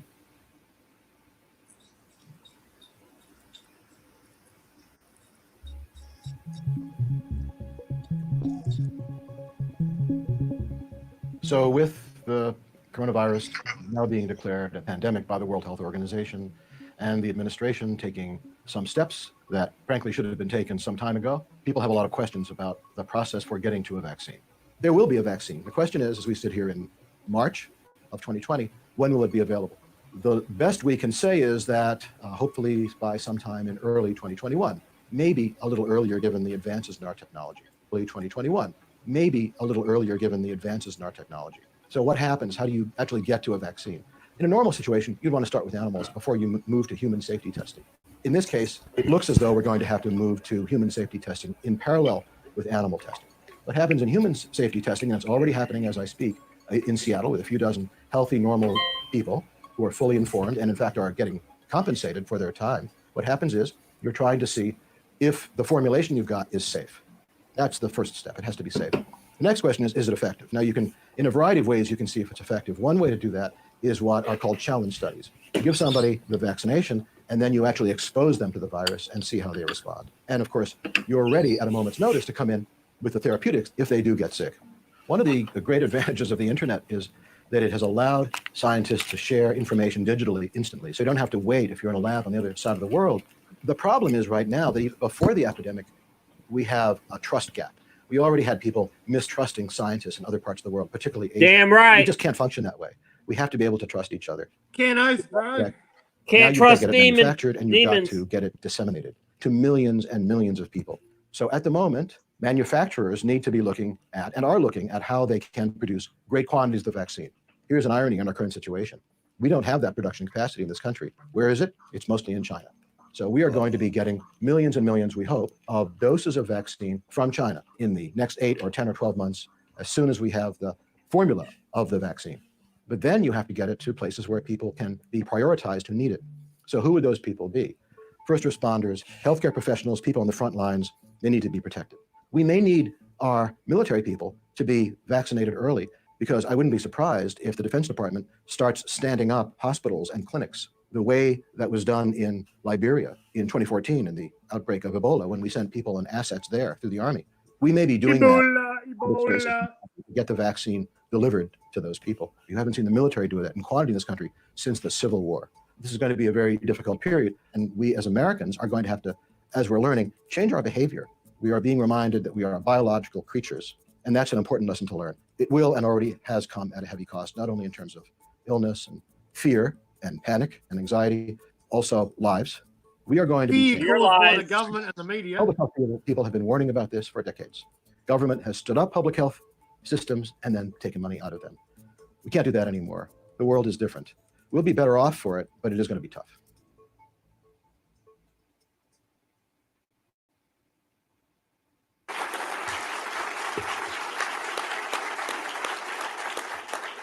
Well, good morning. This is a day I've been looking forward to for a long time. A lot of us here have been talking over the months ahead, trying to make sure that we get everyone to show up and do absolutely the best they can for vaccination. I was a little worried when we were driving in this morning to see a lot of protesters out there on the street. Geez, what could they say about that? Because I know you're a lying demon. Yeah, you freak. Look, this is from 2011, and I bet you if you research that name there, Gavi, it's probably some god or something, you know, or whatever. But yeah, it stands for their international vaccine, whatever. Yeah, vaccine. I didn't see it. Yep. Crazy, Mom. They love vaccines.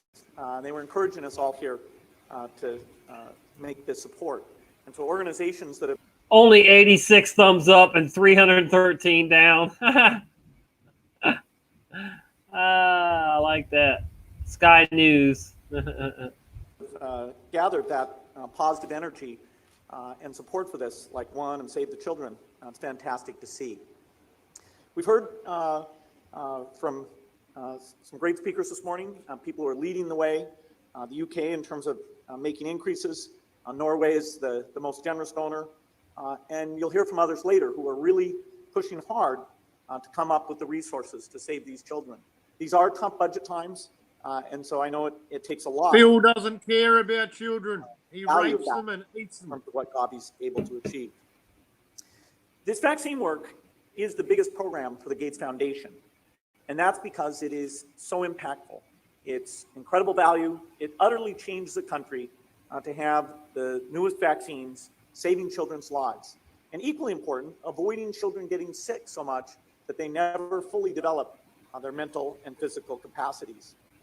This actually goes That's back what you're doing, is stopping them from That's it. exactly what he's I doing. mean, my gosh, man. It's right. Everything these demons say is exactly the opposite of what they mean. Exactly the opposite. Whatever they say, boy. Right? Whatever they say, you can turn it around 180 degrees every Woo! time. That's Man, what they really mean. It's unreal. It's unbelievable. At the very beginning of our foundation, my wife Melinda and I found out about a disease called rotavirus that was killing 500,000 children a year. Bullshit. And we said, this is stunning. We've never heard of it. And we looked into 'Cause it's fake. how much work was being done to solve this disease, to get a vaccine out to the poorest countries, and we found that there was very little. And so we knew that we'd found the cause, that we could take all the resources we were lucky enough to have and give them back to the world in an impactful way. And so it's a wonderful milestone to be here today, getting the pledges that will make sure that every child in the world can have that rotavirus vaccine. Fuck that. That's his plan, yeah. Yeah, I mean, he wants now that was then. Now, 9 years later, he wants everybody, every person, not just kid, to be vaccinated. Multiple vaccinations. Yeah. I'm pretty sure the mandatory vaccination for children is worldwide now. Pretty sure. Yeah, it is. Is a great investment because it really gets into the countries and gets these new vaccines out there. In the last decade, that's been the case. In the decade ahead, we have these additional vaccines.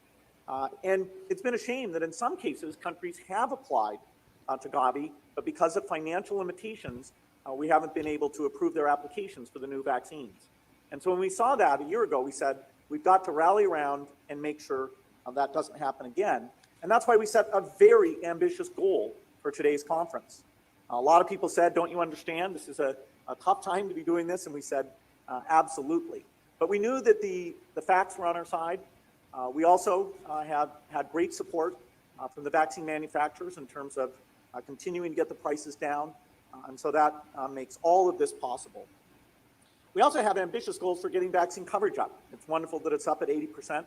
But Gavi, working with key partners, in particular WHO and UNICEF, can get that even higher. And so today gives us resources that will go into that.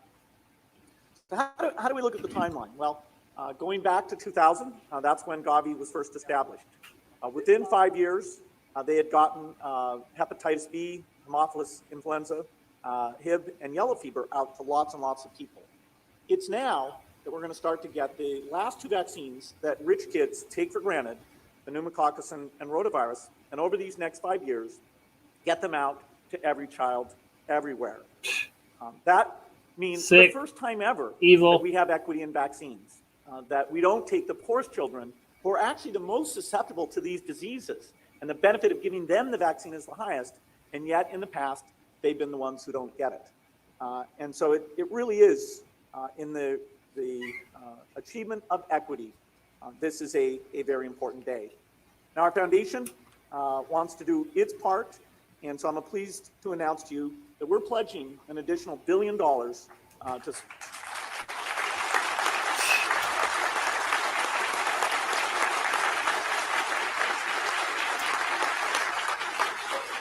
Thank you.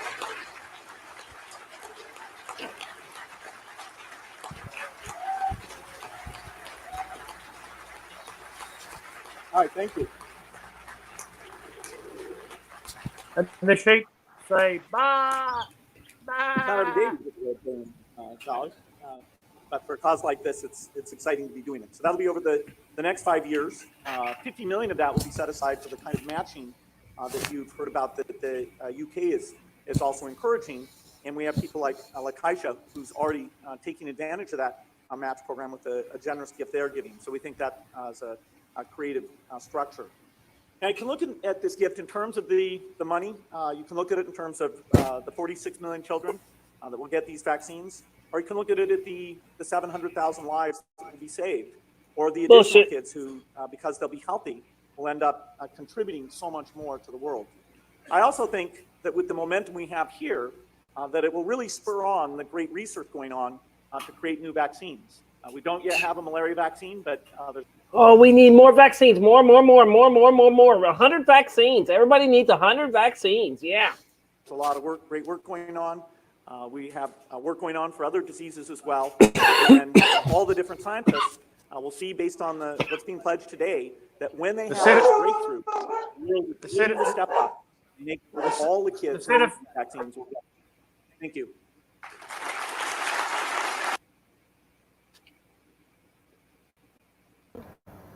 Florida homeowners, if you have a power meter like this in the Man, fucking junk.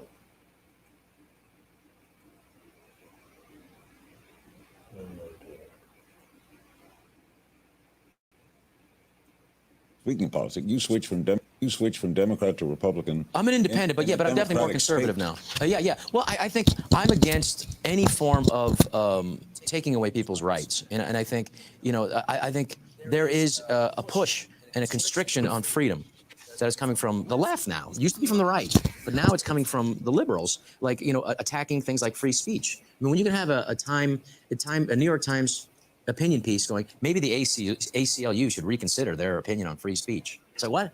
No, free speech, that's the big one. I mean, America's got some imperfections, Larry. We got like some problems with inequity. We have problems with poverty. We got problems with race. All those are things liberals stand up for. Yes, exactly, they do. But at the same time, though, but the big one, though, the thing that everybody's the beacon of freedom that everybody looks to for America is freedom of speech. You cannot constrict that one, and that's coming from the left. Separates us from most countries. Yeah, but that can't be. But you have to have all of it. You can't just have. You have to have the repugnant stuff too, or you can't have the good stuff. Right. You have to have you got to take it all or none of it. And so the idea, which is coming from the left now, of restricting speech. Is crazy, and coming from the Democrats, constricting people's and what they want to do, how they want to raise their kids, and in this state of California, who's allowed to go to school. I mean, like you have California and Mississippi are the only, and West Virginia, the only states you can't go to school unless you have supermajority of Democrats here in the state of California say you have to have all these kids have to have this amount of shots or this, or you can't go to school. So it's like I think it's got to be the parents are the ones deciding how to raise their kids. Yep. Not anti. I'm for freedom of choice. You have to have. The parents have to be the ones who decide what's best. I can't send my kid to school if he's not. Yeah, that's right. The parents are in charge, not the state. That's right. Yep. Exactly right. Yep. What's happened? There is $3.7 billion have been paid out to kids who've been injured by vaccines. So you have to know that it's not a foolproof system. The doctors and the parents have to come to a decision. But if most doctors tell you that vaccines don't cause autism, let's say. They'll tell you that, but then again, there's Hannah Poling. Was this one girl that was ruled in this special magistrate court that she did get it from that. So have you had backlash for your position? Absolutely, yeah. Well, because what you have to understand also the media is funded by 70 to 80% of all media funding is from pharma. That's why all these commercials. Bingo. Poured in, and it's affecting. And pharmaceuticals got commercials where it was okay to advertise prescription drugs. It was over. And so now you have. My dad was on 12 different prescription drugs when he passed away. At 68, and I can honestly say I don't think that those helped him. I think at the end of the day they shortened his life. I think. Yep, they shortened his life. They did it to my grandfather. Death panels are real. Obamacare death panels are real. Like the pharmaceutical. I mean, God bless the American system as far as. Huh? What? How long ago was this interview? Just 3 years ago. Not even 3 years ago. Yeah. Have you heard of Rob Schneider since? he's done. He's done. Right. You tell the truth, mate. You tell the truth, you're finished, mate. Yeah, look, Larry King's got 403,000 subscribers. It's sick, man. Yeah. Rob Schneider, somebody forgot to tell him, if you open your mouth and you tell the truth, your career's over, mate. Yep. That's what Get happened. hit by a car, run over, or broken leg or heart attack. You better hope it's in America. But for everything else, they don't know how to cure anything. So, but my point is, like, you have a medical tyranny now if they're the ones making these decisions. And I really think, you know, we have to be careful. Medical Since tyranny. we spend 3 times more in America for our health care than they do in Europe. And our health care isn't any, you're not getting better results. So I think we have to question this. But if I think any- movies sucked since he stopped making movies, actually. There hasn't been a good movie since he stopped making movies. They've all been shit. Yeah. He's funny. He's funny. He's good, you know? Right. Yeah, good on him, man. Good on you him. are viciously attacked because that's how big they are. It's almost done. There Watch it is, new done. episodes of Larry King. Wow.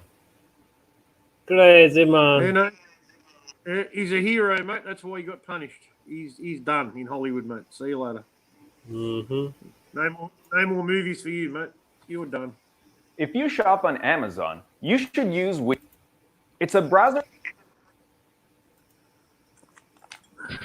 Welcome back. Microsoft co-founder Bill Gates was just named one of the 8 men who combined possess more wealth than half the world's population. Last week, I sat down with him for a wide-ranging interview. We talked Donald Trump, the responsibilities of social media companies. But first, Gates told me about his Gates Foundation new global initiative to prevent epidemics.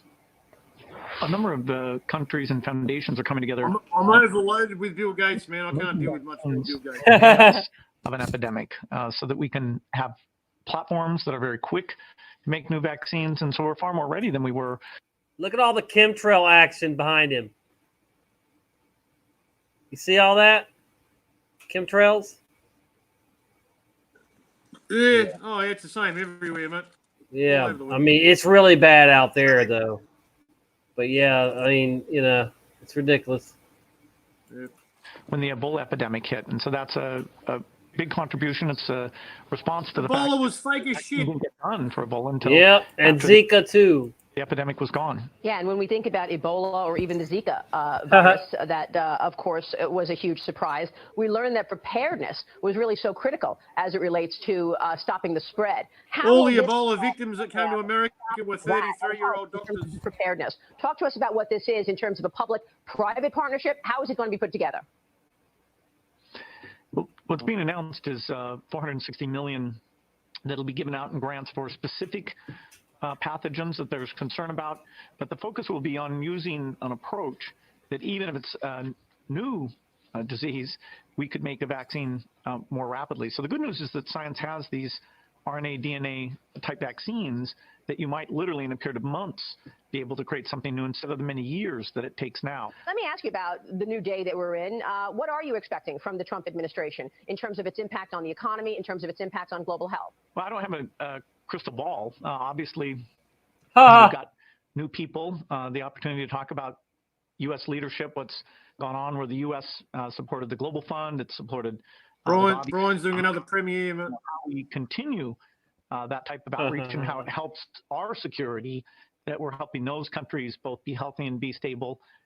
There'll be some great conversations and, you know, hopefully some ideas about new investments that can be made here. Look, here we are on the eve of the inauguration, Bill, and we're looking at a completely new approach to so many of the most important issues that the world faces.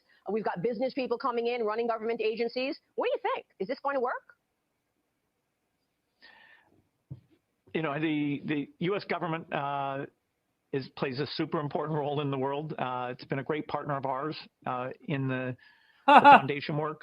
The Bush administration was a very good partner. That's where Global Fund got started. The Obama administration carried it forward and stepped up during Bush, Obama, all the good people were involved. Excited to reach out and see what this next chapter can look like. You know, our commitment to global health is going to stay steady. All Bill's gay mates. Of our lives. All right, this last video. This was totally volunteer. You're healthy. Why did you want to do this? To make this end as quickly as possible for the rest of the world. If I'm healthy enough to be able to contribute research and hoping to find a vaccine sooner than later, why wouldn't I? Amen. Thank you for that. Slave. Good slave. Yeah, this freaking moron. 45 people healthy. A vaccine trial Can you just last. explain how many rounds of They shots won't be healthy for long. you could have? Talk to me about the conversation you had with your doctor. Sure. So the first step was making sure everyone was healthy. So everybody went through a physical, blood draws, tests to make sure that everything looked good. After that, we were administered vaccine. We have to Healthy until they got vaccinated. sure, jot down any side effects or things that we might see that could be a contributing factor from the vaccine. Once a week, we need to go back in and have blood drawn, where they will cycle through the blood, look to make sure that the body's reacting the way it's expected to, producing the antigens that hopefully will allow us to combat coronavirus should we become exposed to it. The fourth weekend, I actually go back in and everyone will get a second dose of the vaccine. We go through another 4-week period of once a week going back in for blood. What a moron! How that progresses from there. How will the doctors know if this works? So the way that this is working, there's no actual virus in this vaccine, neither one that's been weakened nor a dead one. They're using a new technique that basically teaches cells in my body to build protein structures that resemble the outer shell of the actual coronavirus. My body should react to that and see it as a foreign invader, attack it, and learn how to combat that structure that's been built by my body. Assuming that works, they should be able to track that there are antigens and white blood cells being produced in numbers that are showing an immuno response as expected. Oh my goodness.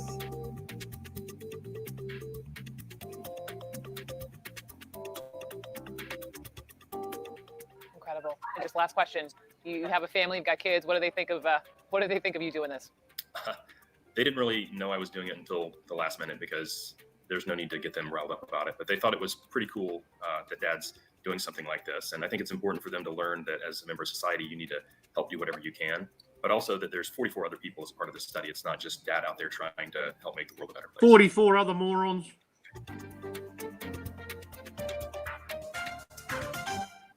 Man, dude.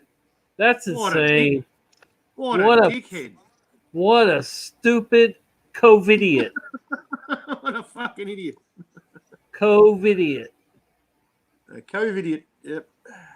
Wow, I can't believe the crap that man, just every day more and more propaganda and crap. Yep. It's just unreal.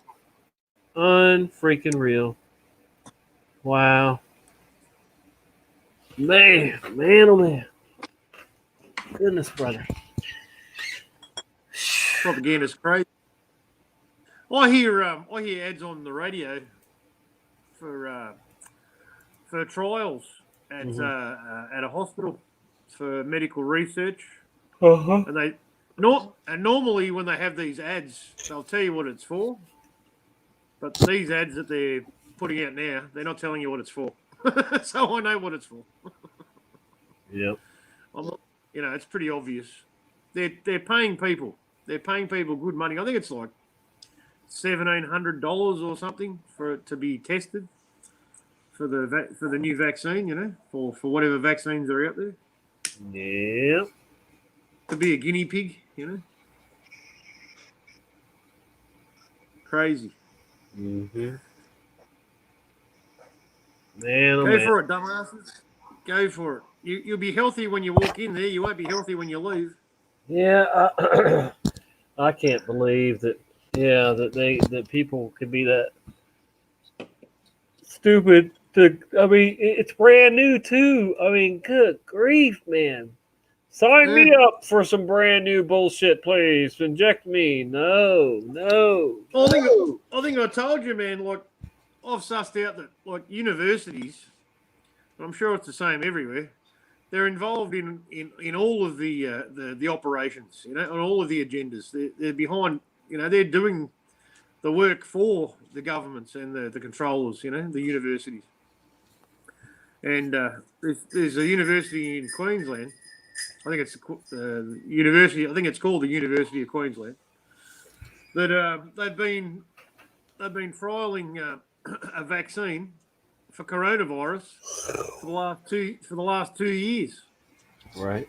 And they've had funding from major corporations for 2 years. And it's new. How does that happen? I hear you. There's a big problem with that. Yeah. You know? Yep. Don't lose it.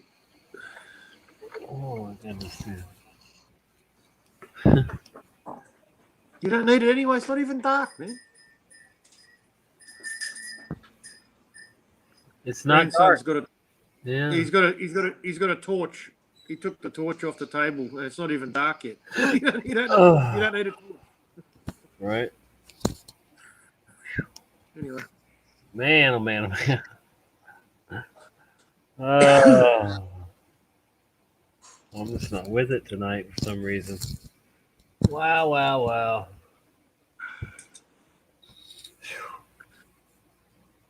I'm so disappointed in people, man. Oh, the world's retarded, man.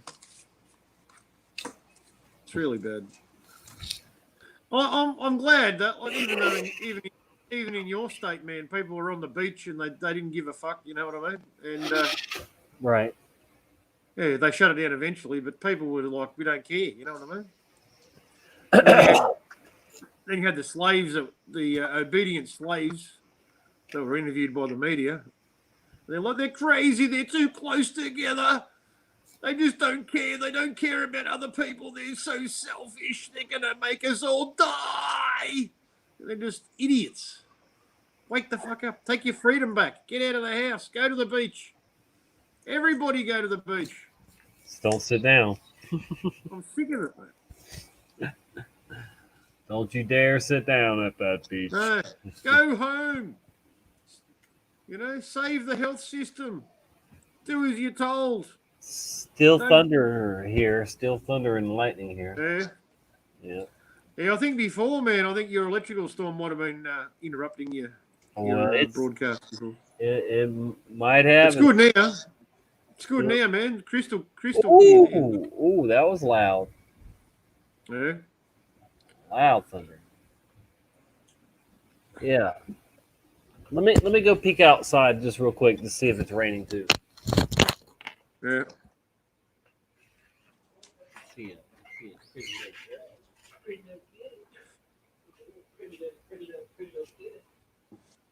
Oh yeah.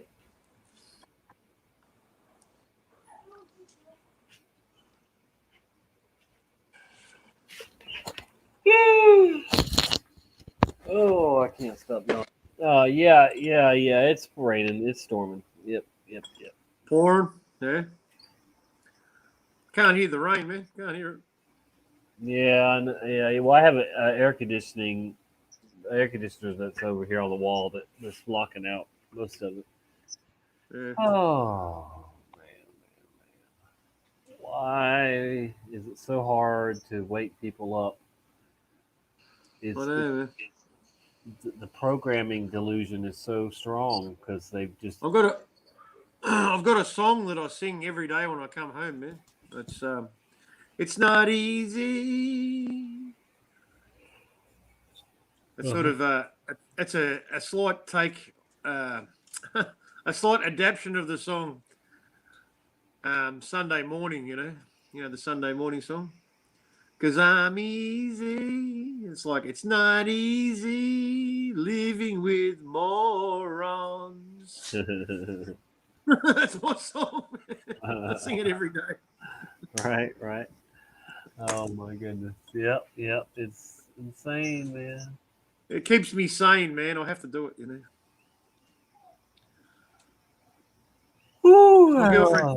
It's my girlfriend's birthday today, man. I did nothing. The shops. I've been too busy. The shops are shut today. I can't do anything anyway. So. Oh, well, happy birthday, sir.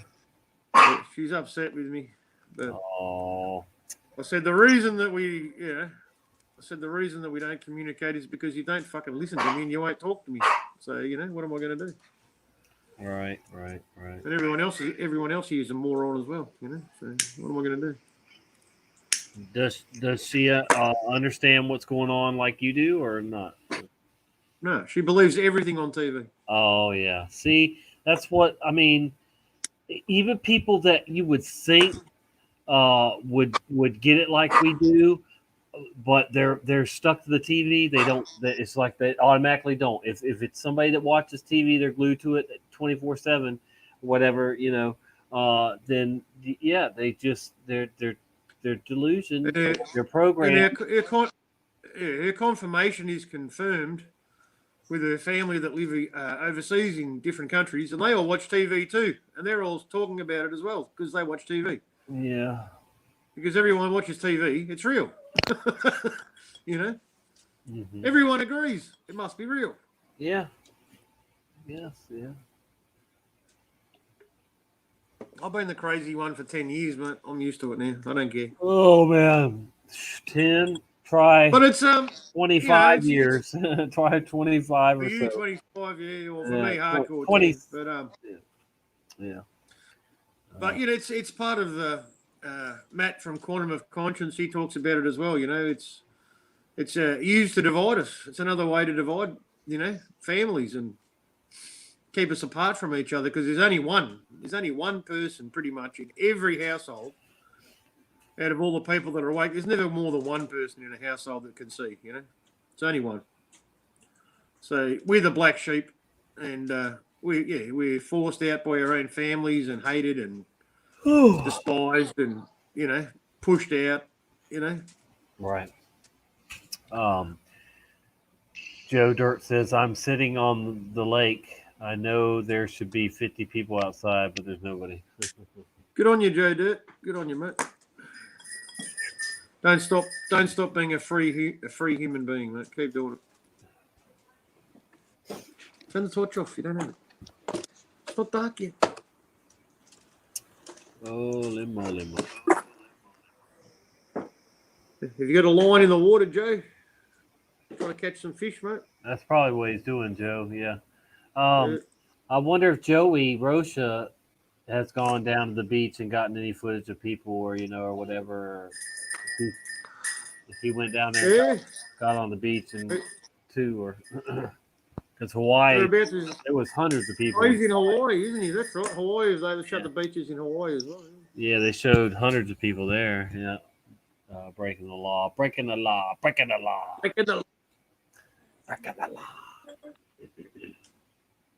Yep, a bunch of lawbreakers. Hawaii's just a big beach, isn't it? Really? Yeah. Everyone's on the beach in Hawaii, man. There's nothing else. I don't know. Yeah. Yeah, on a volcano too, or if volcanoes exist. Yeah, they got a bit of nature and forests and volcanoes, but pretty much everyone's on the beach in Hawaii, aren't they? Ooh, man.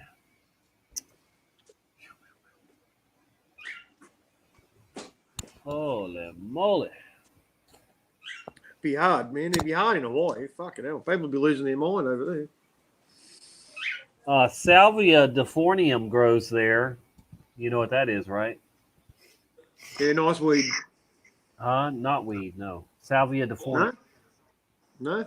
It's a flower, but you shorten it to salvia, and salvia is, but salvia defornium is a flower, and salvia, the extract from it is like doing, psychedelics.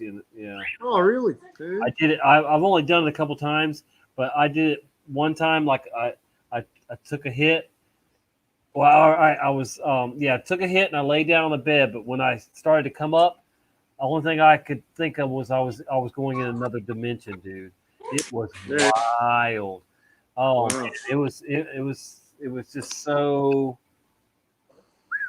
mind blowing. Just there's like mushrooms there.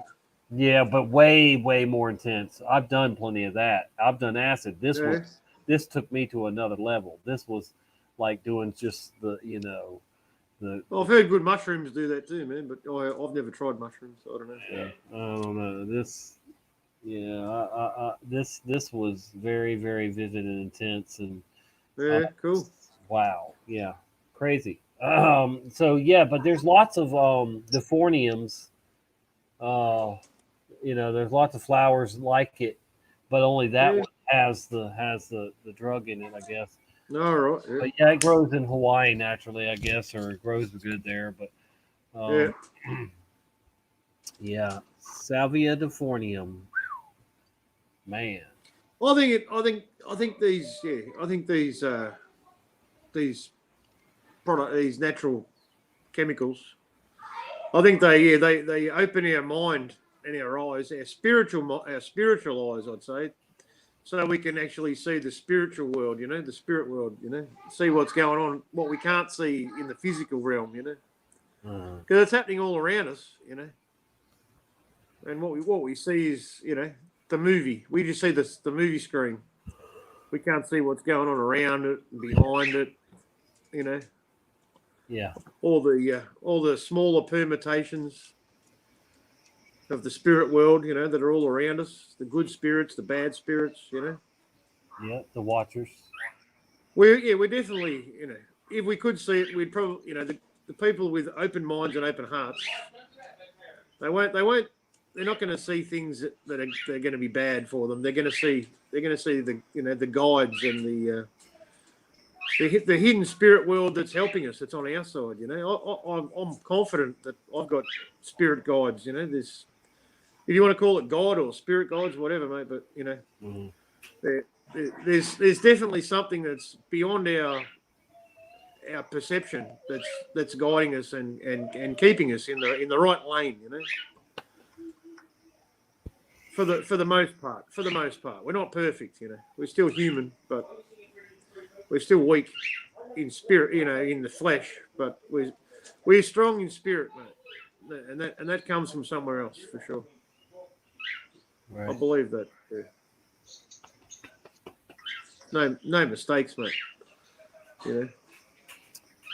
Yep. No doubt about it. It's right in front of you, swimming in the sea of whatever this is. Whatever this is, yeah, this physical vibrational frequency that we exist in, yeah. In this realm. I need to do it, I reckon. I've done acid. I've never done mushroom. I've got to try it, I reckon. Welcome I to. probably wouldn't want to go much further into it because, yeah. I'm surprised you've never tried it. At least once or something. I mean, is there not a lot of it there? It should be there. Yeah, you need to know someone you can trust. You don't want to eat the wrong mushroom or you will die. Well, that's for certain. I mean, but yeah. I've always been wary of mushrooms. Mm-hmm. Well, I don't eat mushrooms in food or whatever. I don't. But I will eat magic mushrooms in a heartbeat. And I'll actually enjoy it. But for some reason, I don't like the taste of mushrooms. Otherwise, yeah. No, I do. I love mushrooms, man. Yeah. I make my spaghetti with mushrooms, man, instead of meat. Yeah, no, definitely don't want it in my spaghetti. I don't want it in my chili or anything. I don't know why, but I don't. Maybe I feel like I'm getting ripped off because it's not going to get me high. You want meat? But now listen, I haven't done shrooms in like 20 years. I mean, and I can't do them now with MS. So I wouldn't drop acid or eat shrooms now. I would be too scared that I'd have a seizure or something. Yeah. I know. You got to be careful. You got to be careful. But, I mean, I definitely back in the day did shrooms quite often. I mean, I ain't gonna lie. I mean, I did them. Every year for years when they were in season for sure. It's a season now. Here, man. But yeah, I've got one guy at work. He reckons he knows how to find them, and he takes them every season. So yeah, I dropped the hint with him last year. I said if you're gonna go picking some mushrooms, now grab a couple for me. But speaking of now, I did help my nephew. One of my nephews get some a couple years ago, and he ended up basically eating too much because he didn't give it time to kick in, and he had a bad trip, and now he probably never do them again. But he did it to himself though. He kept He eating did them, to himself. kept eating them, and then he was You gotta give. You'd have to give it an hour to digest and get it in your man, bloodstream. 2 hours. Give it 2 hours. You're talking. I 2 mean, hours. seriously, because 2 hours. yeah, 2 I mean, hours you know, probably just gets- if you've never done it before, you know. Anyway, Yeah. yeah. Because you really because you'll be like, man, I want to feel it, and you'll start eating more, and then you're gonna just you could be overwhelmed, and you Yeah. don't you don't.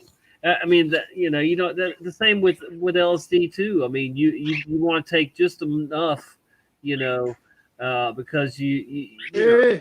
just don't want I to. only ever took one. bad.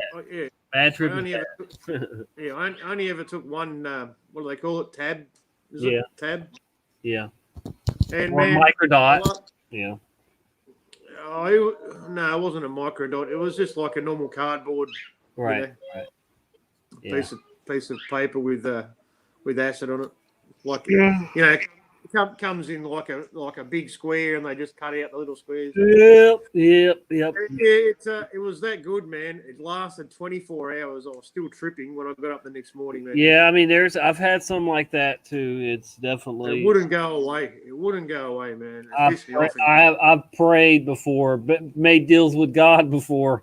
You know, please let It me was stop great. tripping. It and was go- great. Man, it was great for the whole afternoon and the whole night until I went to sleep. But And eventually, you after want that, it to end. You know. I just want it to end, man. Yeah, just please bring me back to reality, man. I was still tripping. I woke up. I stayed at a friend's. He was living in what you call a trailer park, man. In the country, so it's not that it's just accommodation. You know what I mean? It's not a class. It's way out in the country, man. Just cheap accommodation in the country. Right. No junkies living there. Yeah, no problems. Just normal people on lower incomes. You know what I mean? So yeah, it was pretty cool. And we both dropped this tab, man, and they had in the trailer park. We call it caravan park, but in the trailer park they had a recreation room, right? They had a pool table and a couple of oil paintings, right? That's the first thing we did, man. We played a game of pool after we took a trip, right? So we're playing pool, and then so we was just starting to trip out, man, like halfway through the game, Mm-hmm. And then it started kicking in, man, like probably just when we finished the game. And I said to my mate, I said, check out the oil painting. I could see that there was people in the oil painting, man, and they were moving. I could see them moving. Shit was happening, man. It was like watching a TV. I'm saying, check this out, man. And I kept asking him, can you see this? And everything that I could see, he could see it as well. Yeah. Well, we were both experiencing the same thing at the same time, man. And then we went down to the riverbank. It's just not far away. He lives near a river. And we're just sitting there watching clouds, man. This is like when clouds are still normal. Mm-hmm. They look like real clouds. And you remember when you could see shapes in the clouds, you could see rabbits and horses or whatever, in the clouds and shapes of animals. Yep. And we could both see it, man. I was like, yeah, that's pretty cool. We're just chilling out, just talking about shit. And I was talking about conspiracies and stuff at that time, which I was only just getting into, Around probably 2008, 9, somewhere around there.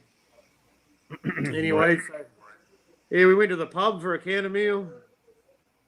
And we're fully tripping. Actually, on the way there, we walked there because it's not that far from his caravan park to the hotel, to the pub, right? So we walked there, and on the way there, we had to walk past the police station, and a police car pulled into the car park, I think. Mm-hmm. And I was tripping balls, man. I'm just laughing at everything. I'm just hysterical, man. I was just like, they were looking at me like, what's wrong with this guy? This guy's he's lost his mind. Anyway, we get to the pub and get our can of meal, and it's only a small country pub. There's a few locals in there, a little bit of a social scene, maybe like 20 people or something. Mm-hmm. And there's this looked like a hot woman at the bar, and I'm telling my mate, that's a guy. That's a guy. Oh boy! Wow! I could just tell. And he's like, how do you know? I was like, I can just tell, man. I can just tell. Yeah. Well, we're hanging out with these college chicks, just smoking cigarettes in the beer garden, drinking beer, just laughing, man. Had a great night, you know. It was awesome. I bet. Had a very little of an entertainment, you know, backdrop. You know, there wasn't much going on, but I had a great night, man. It was good. Wow. Crazy man. I should say too, I've smoked shrooms too. Yeah. Yeah, some people smoke them, and we tried it one time, but we were so wasted already anyway that we don't know if it did anything. You don't know if it worked. You're not sure if it actually worked or not. Yeah, we never tried it sober.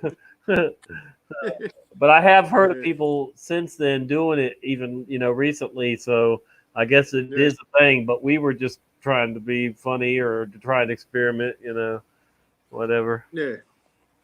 Yeah. Yeah, no, I definitely want to try shrooms, man. Yeah. It's the season's just starting now, man. It's just starting to get cold, right, and raining. Yeah. Start of fall in Australia. Well, now I've always known them to grow in the springtime, though. I guess they could probably grow in the fall too for a little bit, a little winter. Oh, But yeah, I think that's what I've always. I think that's the season. That's the season here, man. That's what everyone always tells me, man. Yeah, huh? Yeah, it's definitely spring here when it. Yeah, cold and wet, man. That's when our mushrooms grow. So. Yeah. Huh. Yeah.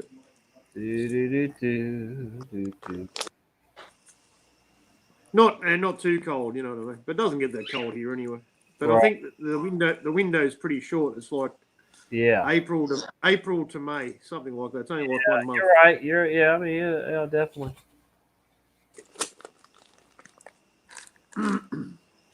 And you got to know where to look for them. Either it's under cow patties or the around the base of trees, certain trees. No, I don't know about no trees. I know the cow patties. I wouldn't. Yeah. I don't. Apparently around trees here, man, as well. So wow, that's weird. But yeah, that's what I've been told, man, by a few different people. But I haven't really looked into it. I'm only trusting what I hear, Yeah, I would say just the cow patties. Yeah. Now, no, I've heard trees, man. So yeah, you got to know what type of tree. It's a certain type of tree, and weird. And like the I don't know the layout of the land and the mountains, and there's a bit of a science to it to be able to pick out where to go. Otherwise, you'd just be walking around forever looking for trees, But certain trees in certain areas, they grow around the trees, around the base of the tree. Huh. I don't know. It might be different in the northern hemisphere. I know, but that's how they do it here, man. Anyway, that's what I've been told. Right. La la la la la la la la la. Holy moly. So I wonder where Voynich went. Maybe I guess he went to bed or something. No, it's daytime. Yeah, maybe, man. Yeah. Is his channel still going? He didn't get a strike or anything? Yeah, he's still going. Yeah. I seen him earlier in here, I think, earlier at the beginning of the stream. Yeah, I've seen him in chat. He just hasn't made a video for a while, that's all. Well, he's been doing the Dutch ones, Oh, the Dutch ones, yeah, a couple of days ago, yeah. I did ignore the last one, man, because it was obviously all in Dutch. It's good to say hello, but I don't want to make them speak in English when they're happy talking in their own language, And every once in a while, they do throw in a few English words in there, So. Yeah, no, I want to support him, mate. He's a good man. We love him. Yeah, definitely a good guy. I hope that he has been having some more liver pain, I guess, too. So there's that. So that's probably slowing him down a little bit. Well, I hope he gets it sorted out, man. Yeah, me too. No doubt. If he doesn't, if it's not that severe yet, he might be hopefully he'll be able to sort it out with natural remedies, man. Just change his diet. He's probably eating something that's creating inflammation. He is working on that. He said though he has been working on changing. Because I can name everything that I poison myself with, man, because my body tells me when I'm doing something wrong. I pretty much know. Like if I drink too much alcohol, man, I know. Right. If I eat too much chili, I know. My stomach tells me, man. I listen to my body now. So yeah. There's hardly ever a mistake, Sometimes, you might have an upset stomach and you don't know why, but there's always a reason if you think about it, If you've got a pretty regular diet, right. You're not eating crap, that's all. Yep. Oh, goodness. Man, oh, man, oh, man. Even, like the last couple of weeks, man, I've been buying small bottles of bourbon. Just for one night, and I've been paying for it the next day, man. My body hates it, man. It just rejects it. It goes straight out, and I suffer, mate. Have you ever had Fireball? I used to be the biggest spirit drinker, man. Before I used to smash it, man. I could drink not that I want to, but I could drink close to a bottle of spirits every night, man, and go to work the next day. I know, but have you ever had Fireball specifically? What sort of drinks that, man? Is it a Fireball, liquor, spirit? Fireball. Oh, it's a spirit. I haven't heard of it, man. Well, it's banned in some countries because it has a ingredient that's in radiator fluid. No, yeah, antifreeze. Yeah, man. The first time I had it was in like 2010. When I moved to Nashville for the first time, and me and my sister went into a bar and there when we got there, and they had it, and we hadn't seen it before. It wasn't in Virginia yet then, and we tried it, and it was decent, but once I found out what it had in it, no. It's wicked stuff, man. People, I don't know. It's different. It probably, yeah.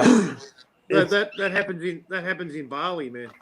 You know about Bali in Indonesia, the holiday resort, holiday island called Bali. Right. What about it? What happened?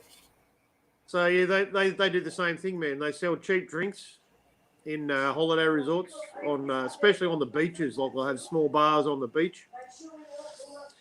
Just for tourists and holiday makers, and they have they have these big promotions, party nights with dance music and laser lights, and it's like as much as you can drink for a certain price, but all the drinks, they drink and drown or something, drown. They use antifreeze in the drinks, man. Yeah, the same. Wow. Thing, yeah, and people are dying, man. Yeah, they die from it. Gosh, crazy. Poison, yeah. Alcohol's bad enough, man. You don't have to add poison to it. Yeah, exactly. Yep. Oh man. So I guess Stavely's surgery is probably going to be put off for indefinite, and my mom's surgery, they're saying at least 3 months before they can get her. Crazy, man. It's crazy. Yeah, I mean, I've heard about children that need surgery that can't get it, man. Yeah. In Australia. The gig should be up by now because we know that the hospitals are not full of coronavirus patients. So they're empty. There's no reason why they can't be giving people the surgeries that they need, Yeah. But they've got everything on hold, and saying, before the storm. Yeah. But now they're saying that it may not even come, the storm. But see, I don't think there's like too many people I don't know. I want to say there's not too many people falling for the test and lining up for it. But see, like there's healthcare workers, first responders. It's mandatory for a lot of them, so they're getting targeted. And it's an attack on them. It's an attack on everybody they can. Yeah. All healthcare workers are victims, mate. They're victims of the propaganda. We all have these cold virus antibodies in our system, so it's likely that we would all pretty much be positive or a good chance of it. Yeah. Oh yeah. But we're not going to die. If you take the flu if you take the flu vaccination for this season, I guarantee you'll test positive for COVID, mate. Yeah, exactly. And they guess on that every year anyway. They don't know, so they just guess what strain might, be out there, and they make the vaccine based on that. They have to because it takes so long to make the vaccine. So yeah. I heard all the heart attack and car accident victims have stopped. There's no one's dying from car accidents or heart attacks. They're all corona victims. Yep, exactly. That's what's going on, mate. If people pay attention to the statistics, yeah, you'll find out that these people are all being called corona victims. Even babies, mate. Brian was talking about on Russian vids. There was a 1-year-old. The 1-year-old that the media claimed it was a victim of coronavirus. No, that was actually that doctor. That doctor I was telling you about. He was talking about it. That's right. Yeah. You've already seen that video, though. Yeah. You know what I'm talking about? Yeah. It's crazy, man. Crazy. Anyone wondering where are all these sick and hurt people? Where are all the sick and hurt people? Where are they? We can't find them. Are you talking about, Vicky, are you talking about people other than with Corona or what? Like, because there are people at home that are sick and hurting, waiting for surgeries and treatments and stuff. And they're getting turned away and told to wait. Oh, no, that's right. Yeah, that's right. And they're probably dying too. See, they don't care about preventing those people from dying. They say, oh, we care. If they're not dying, they're definitely suffering, mate. They don't give a fuck. That's right. Yeah. Oh, we had our fundraiser. Oh, I didn't even pay attention, mate. Every year on this day in Australia, in Melbourne especially, they have a fundraiser for the Royal Children's Hospital. It's called the Royal Children's Hospital Good Friday Appeal. Mm-hmm. And normally every year they raise like between $15 and $20 million for this hospital because the government doesn't care about sick children. So people have to put their hand in their pocket and fund a children's hospital. Yeah. Every year they donate. This year, today, I think they might be struggling, but you never know. You never know, mate. People are still suckers. They might have lost their job. They might be nearly homeless, but they still want to help the sick children, because they care. Yeah. You know what I mean? Yeah. They'll still raise money, but probably not as much. But how evil are these people, mate? I started questioning this years ago before I knew anything. Back in the 90s, probably mid 90s, I started thinking about, started to think about things, and I thought, why is it every year people in the state of Victoria have to donate to a children's hospital? Why doesn't the government actually help the children? Why do the people have to fund the hospital for sick children? It's just wrong. It's just, you don't have to think too hard to work it out, but people still want to donate because they care, and they think they're doing the right thing. But, who knows where the money's going? It's probably going straight to the pharmaceutical company. Instead of spending... Some of it might go to the hospital. They raise 20 million, mate. The hospital's not getting 20 million. They might get 15 million, you know what I mean? Instead of spending money on NASA and all these other space crap, then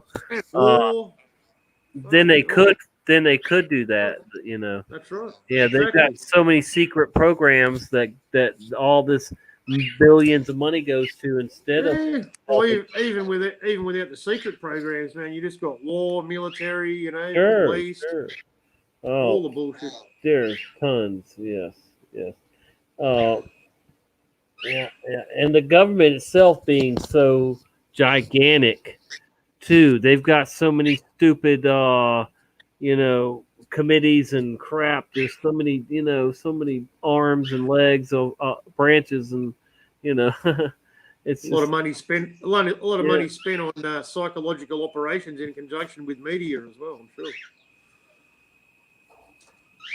Yeah, man. There is way there is. I'm not gonna say way too much. There is so much evidence out there that anybody on Earth should be able to see that everything's a fraud. Almost. I mean, everything's everybody The should be able world to is a see lie. through this matrix and stuff. But The Matrix, man. Yeah.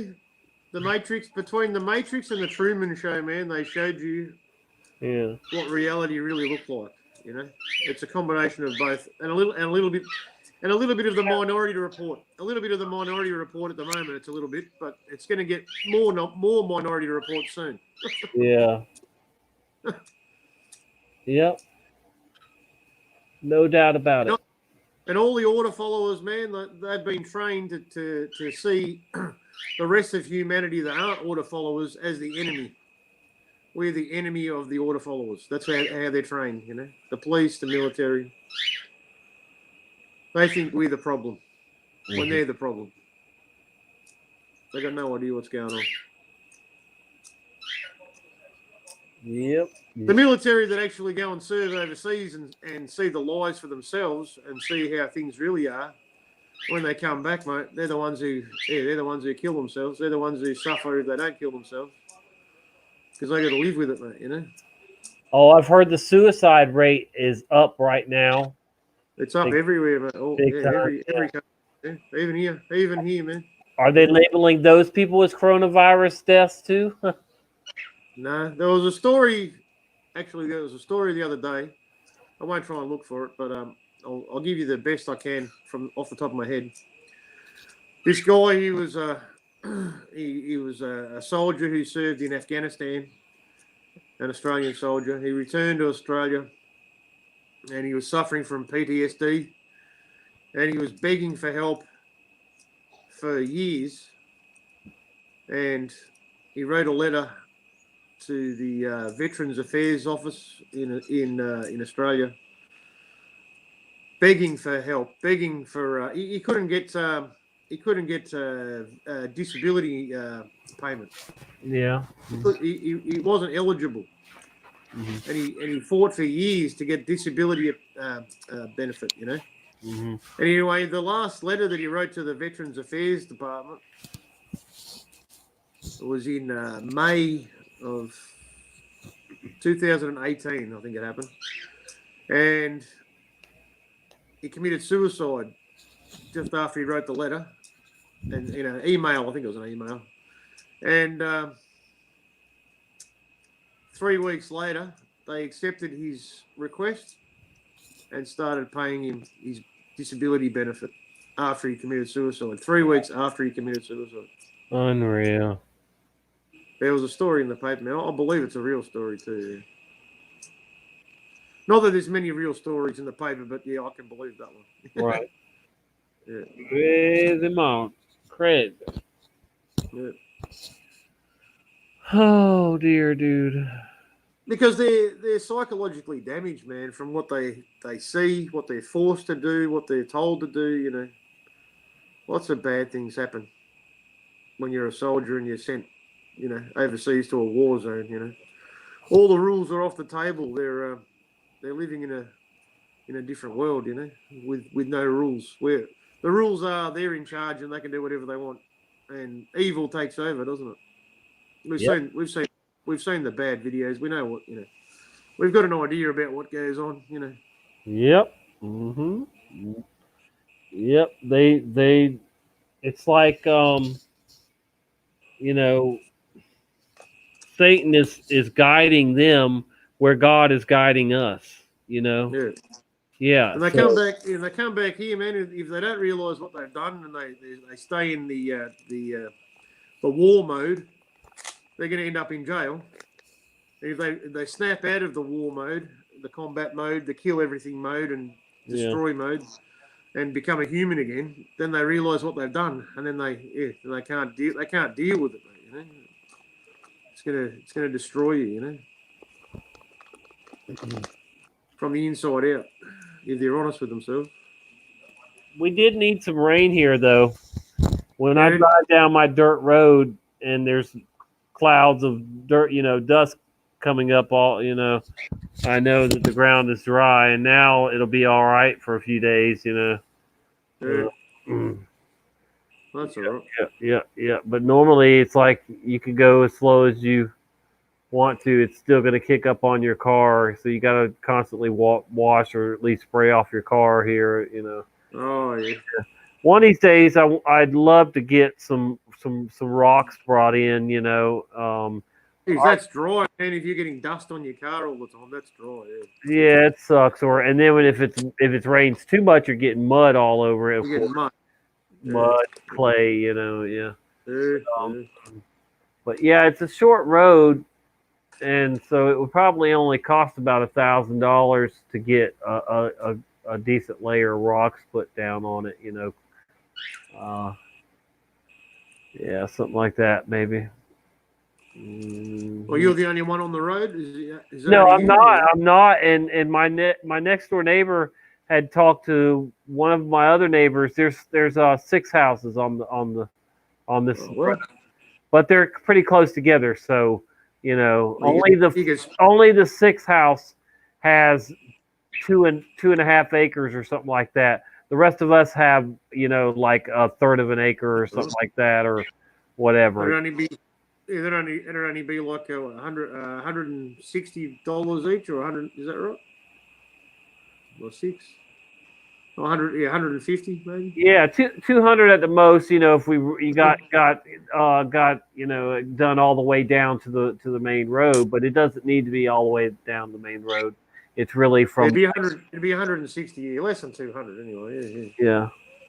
But see, right off the bat, like one house at the beginning, he won't pay because his isn't that bad getting to his house. He don't care about the rest of the road because he don't go down there. So it's the 5 houses past his house. Yeah, there's one house, then there's another house, then my house, then another house, and another one. So well, 200 each. Then, what the biggest problem is we have 3 of those big garbage dump trucks, that come down every week, and they if they damage the road every time they take away dirt, and it's like they sink in, when they stop to get your garbage, all that weight,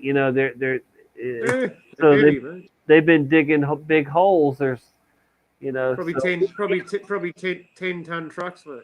Well, I'd have to bring in some clay first, or sand, or something first, and then the rocks. Yeah, because it would take 2,000 if we did it just in rocks, because the holes are so deep. I mean, seriously, yeah, it's like 2 feet deep in some areas. It's ridiculous. Yeah. You want to fill the holes in before you order the rock. Yeah. And I have been doing that.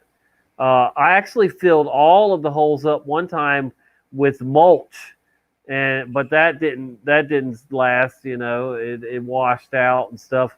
Mainly, I mean, some of it, held and whatever. But so yeah, and then I allowed some workers that were doing utility lines or something, underground utility lines.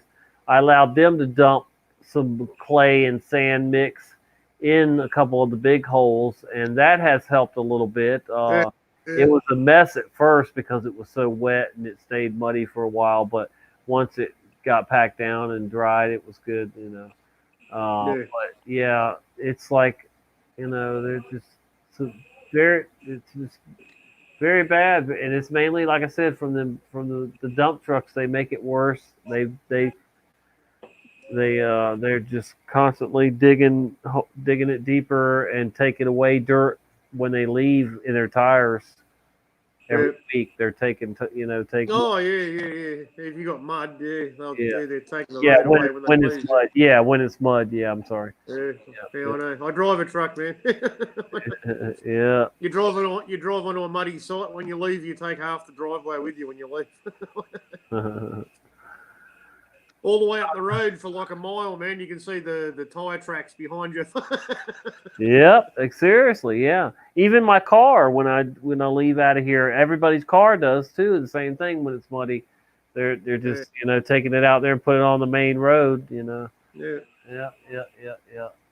There's 1, 2, 3. I think it's like 3 in a row. These streets are all dirt road right here, and then the rest of them are paved. I didn't even know this existed right here, or that it went down as deep as it did. These, I figured if anything they were just like single driveways. And I've lived on this side of town for a long time, and I didn't know, like I said, until I came down here to move in, look at this house and move in it, that these roads were even here, or went down this, with houses on them. But it might be a pain in the ass, mate. But I prefer to live on a dirt road than a sealed road. I tell you, because you're going to have a little bit more privacy, man, and less dickheads. You know what I mean? Yeah, and we could give this road to the county, but then our taxes would go up. You'll get robbed blind if you let them do it, mate. Yeah. That's how it works. Yeah. Yeah. We have in the city we have councils. They call councils for the local government. If you live if you live in the country, they're called shires. Right. Yep. It's the same thing, but But yeah, there's people I know. Well, it was my ex's ex's sister's family, in-laws. I should say ex's sister's in-laws. They lived in the country, and they lived on a dirt road for years, man. And everyone who lived on that road, it's probably still dirt. I don't think it'll ever get sealed.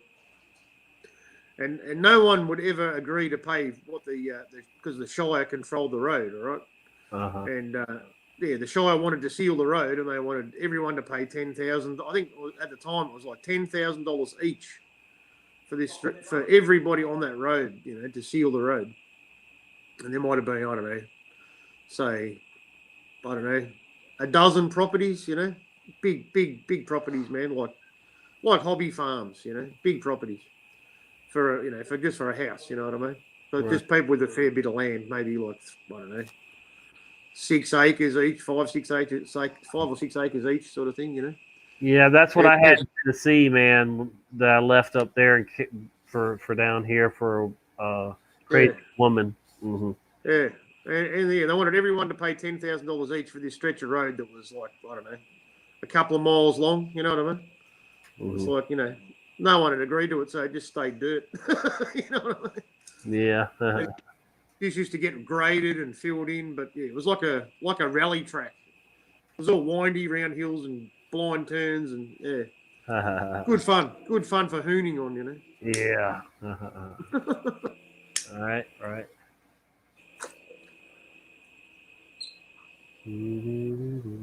I guess the storms are over now. I don't hear any. Yeah, they blew past you. Yeah, they usually do move through pretty quick. That's the good thing about living on the coast or close to the coast.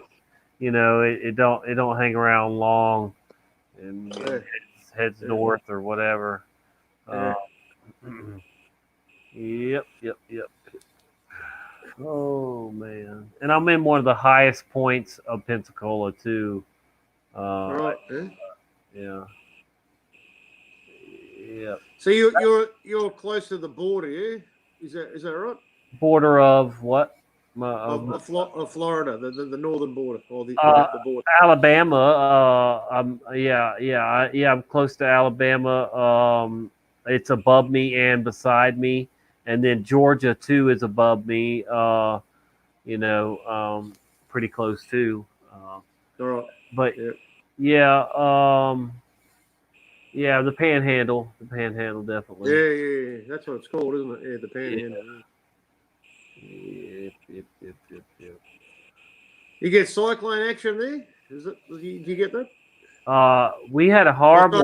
Not cyclone, tornadoes. Actually, not so much here in Pensacola, but definitely within 100 miles from here. Alabama gets them more, but we've had some here, but not as serious, as other states. But when I lived an hour away from here, just an hour away from here in Alabama, one came through one time and did a lot of damage and was headed right for our house. I put my wife and kids in the bathtub, and I was covering over them, and I was praying, and this big tornado came within 2 houses of ours, and then took a sharp turn and went down another street and did a bunch of damage that way. So, I was like, man, my prayer. We heard the freight train sound and everything, man. I mean, we thought we were done for. I promise you, because we were in a real old house, and it just we couldn't believe that we made it through that. When we saw the damage done in our neighborhood, it was like, we were really lucky. We were really blessed. That's meant. That was meant to be, man. Yeah, definitely. Yep. No. I don't know how people. I don't know how people can live in that tornado alley, man.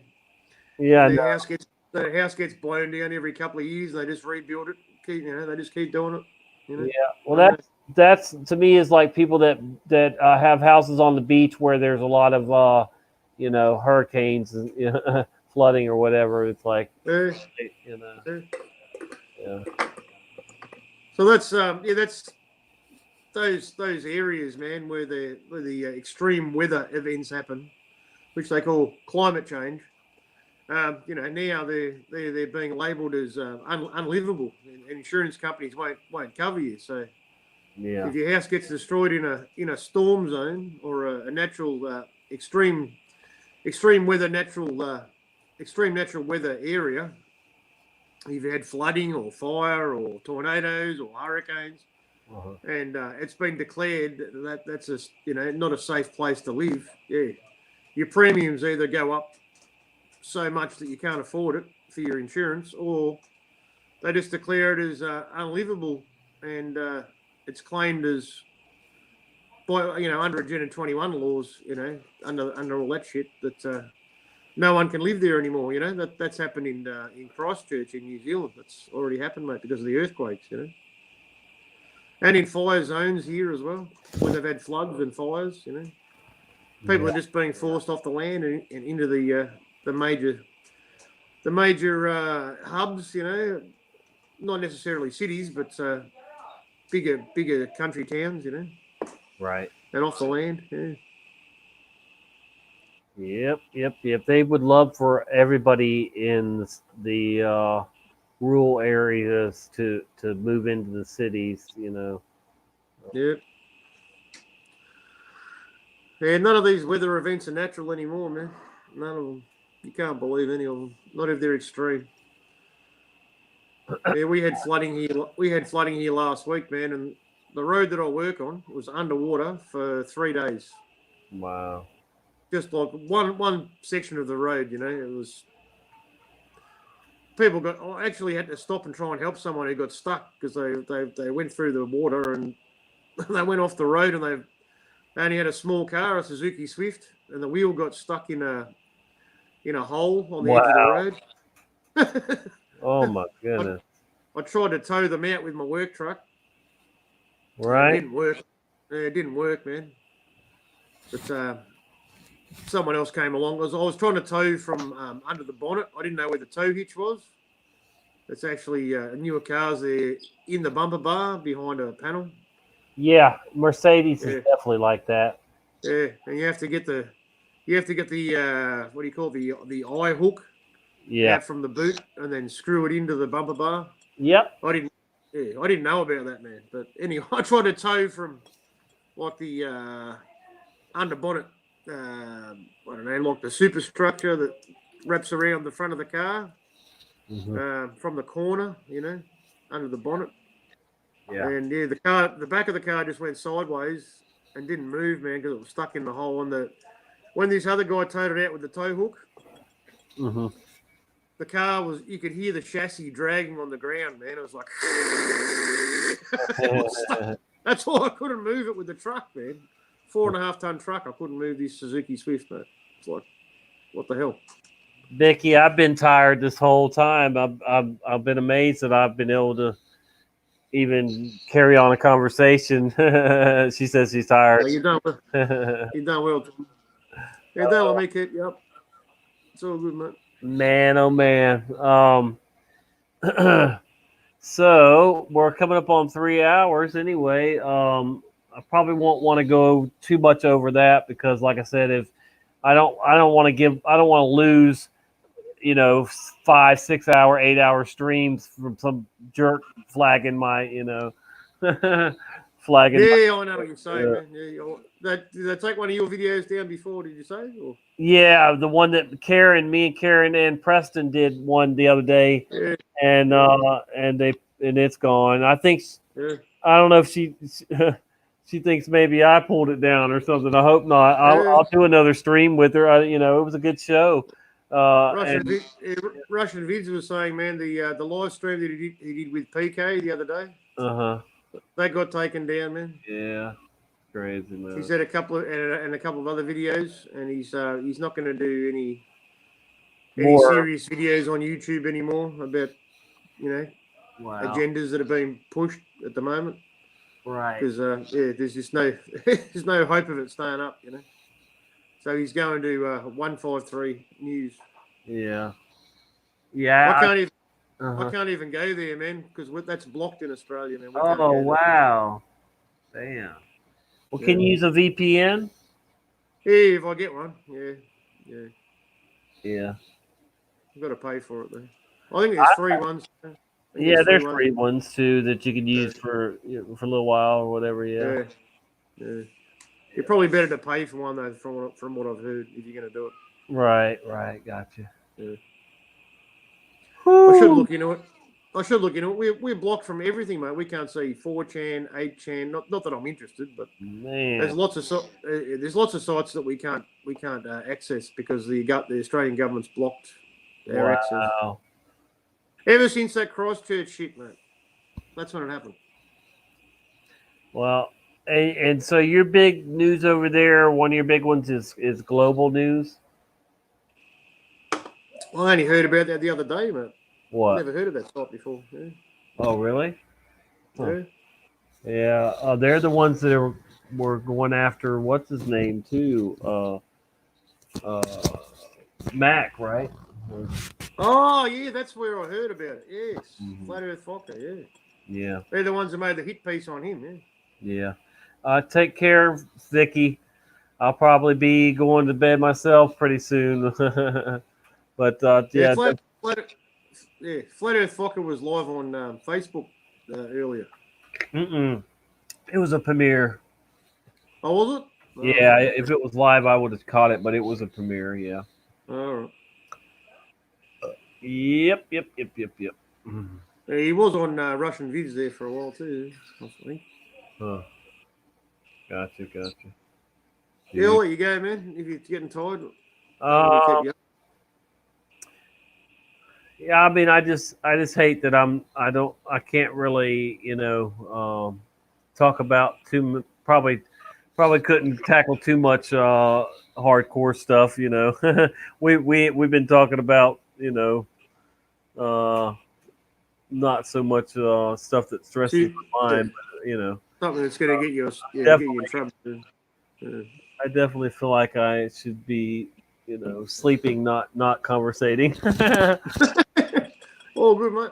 But anyway, I appreciate that you keep coming on with me, brother, man, and we do good shows together. Oh crap! Let me get up where I can.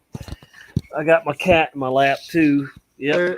I want to give a shout out, mate, because the only chance I get to get on live streams is when other people do them, because I can't do it. But Eric Farmer, he's a good mate of mine. Yeah.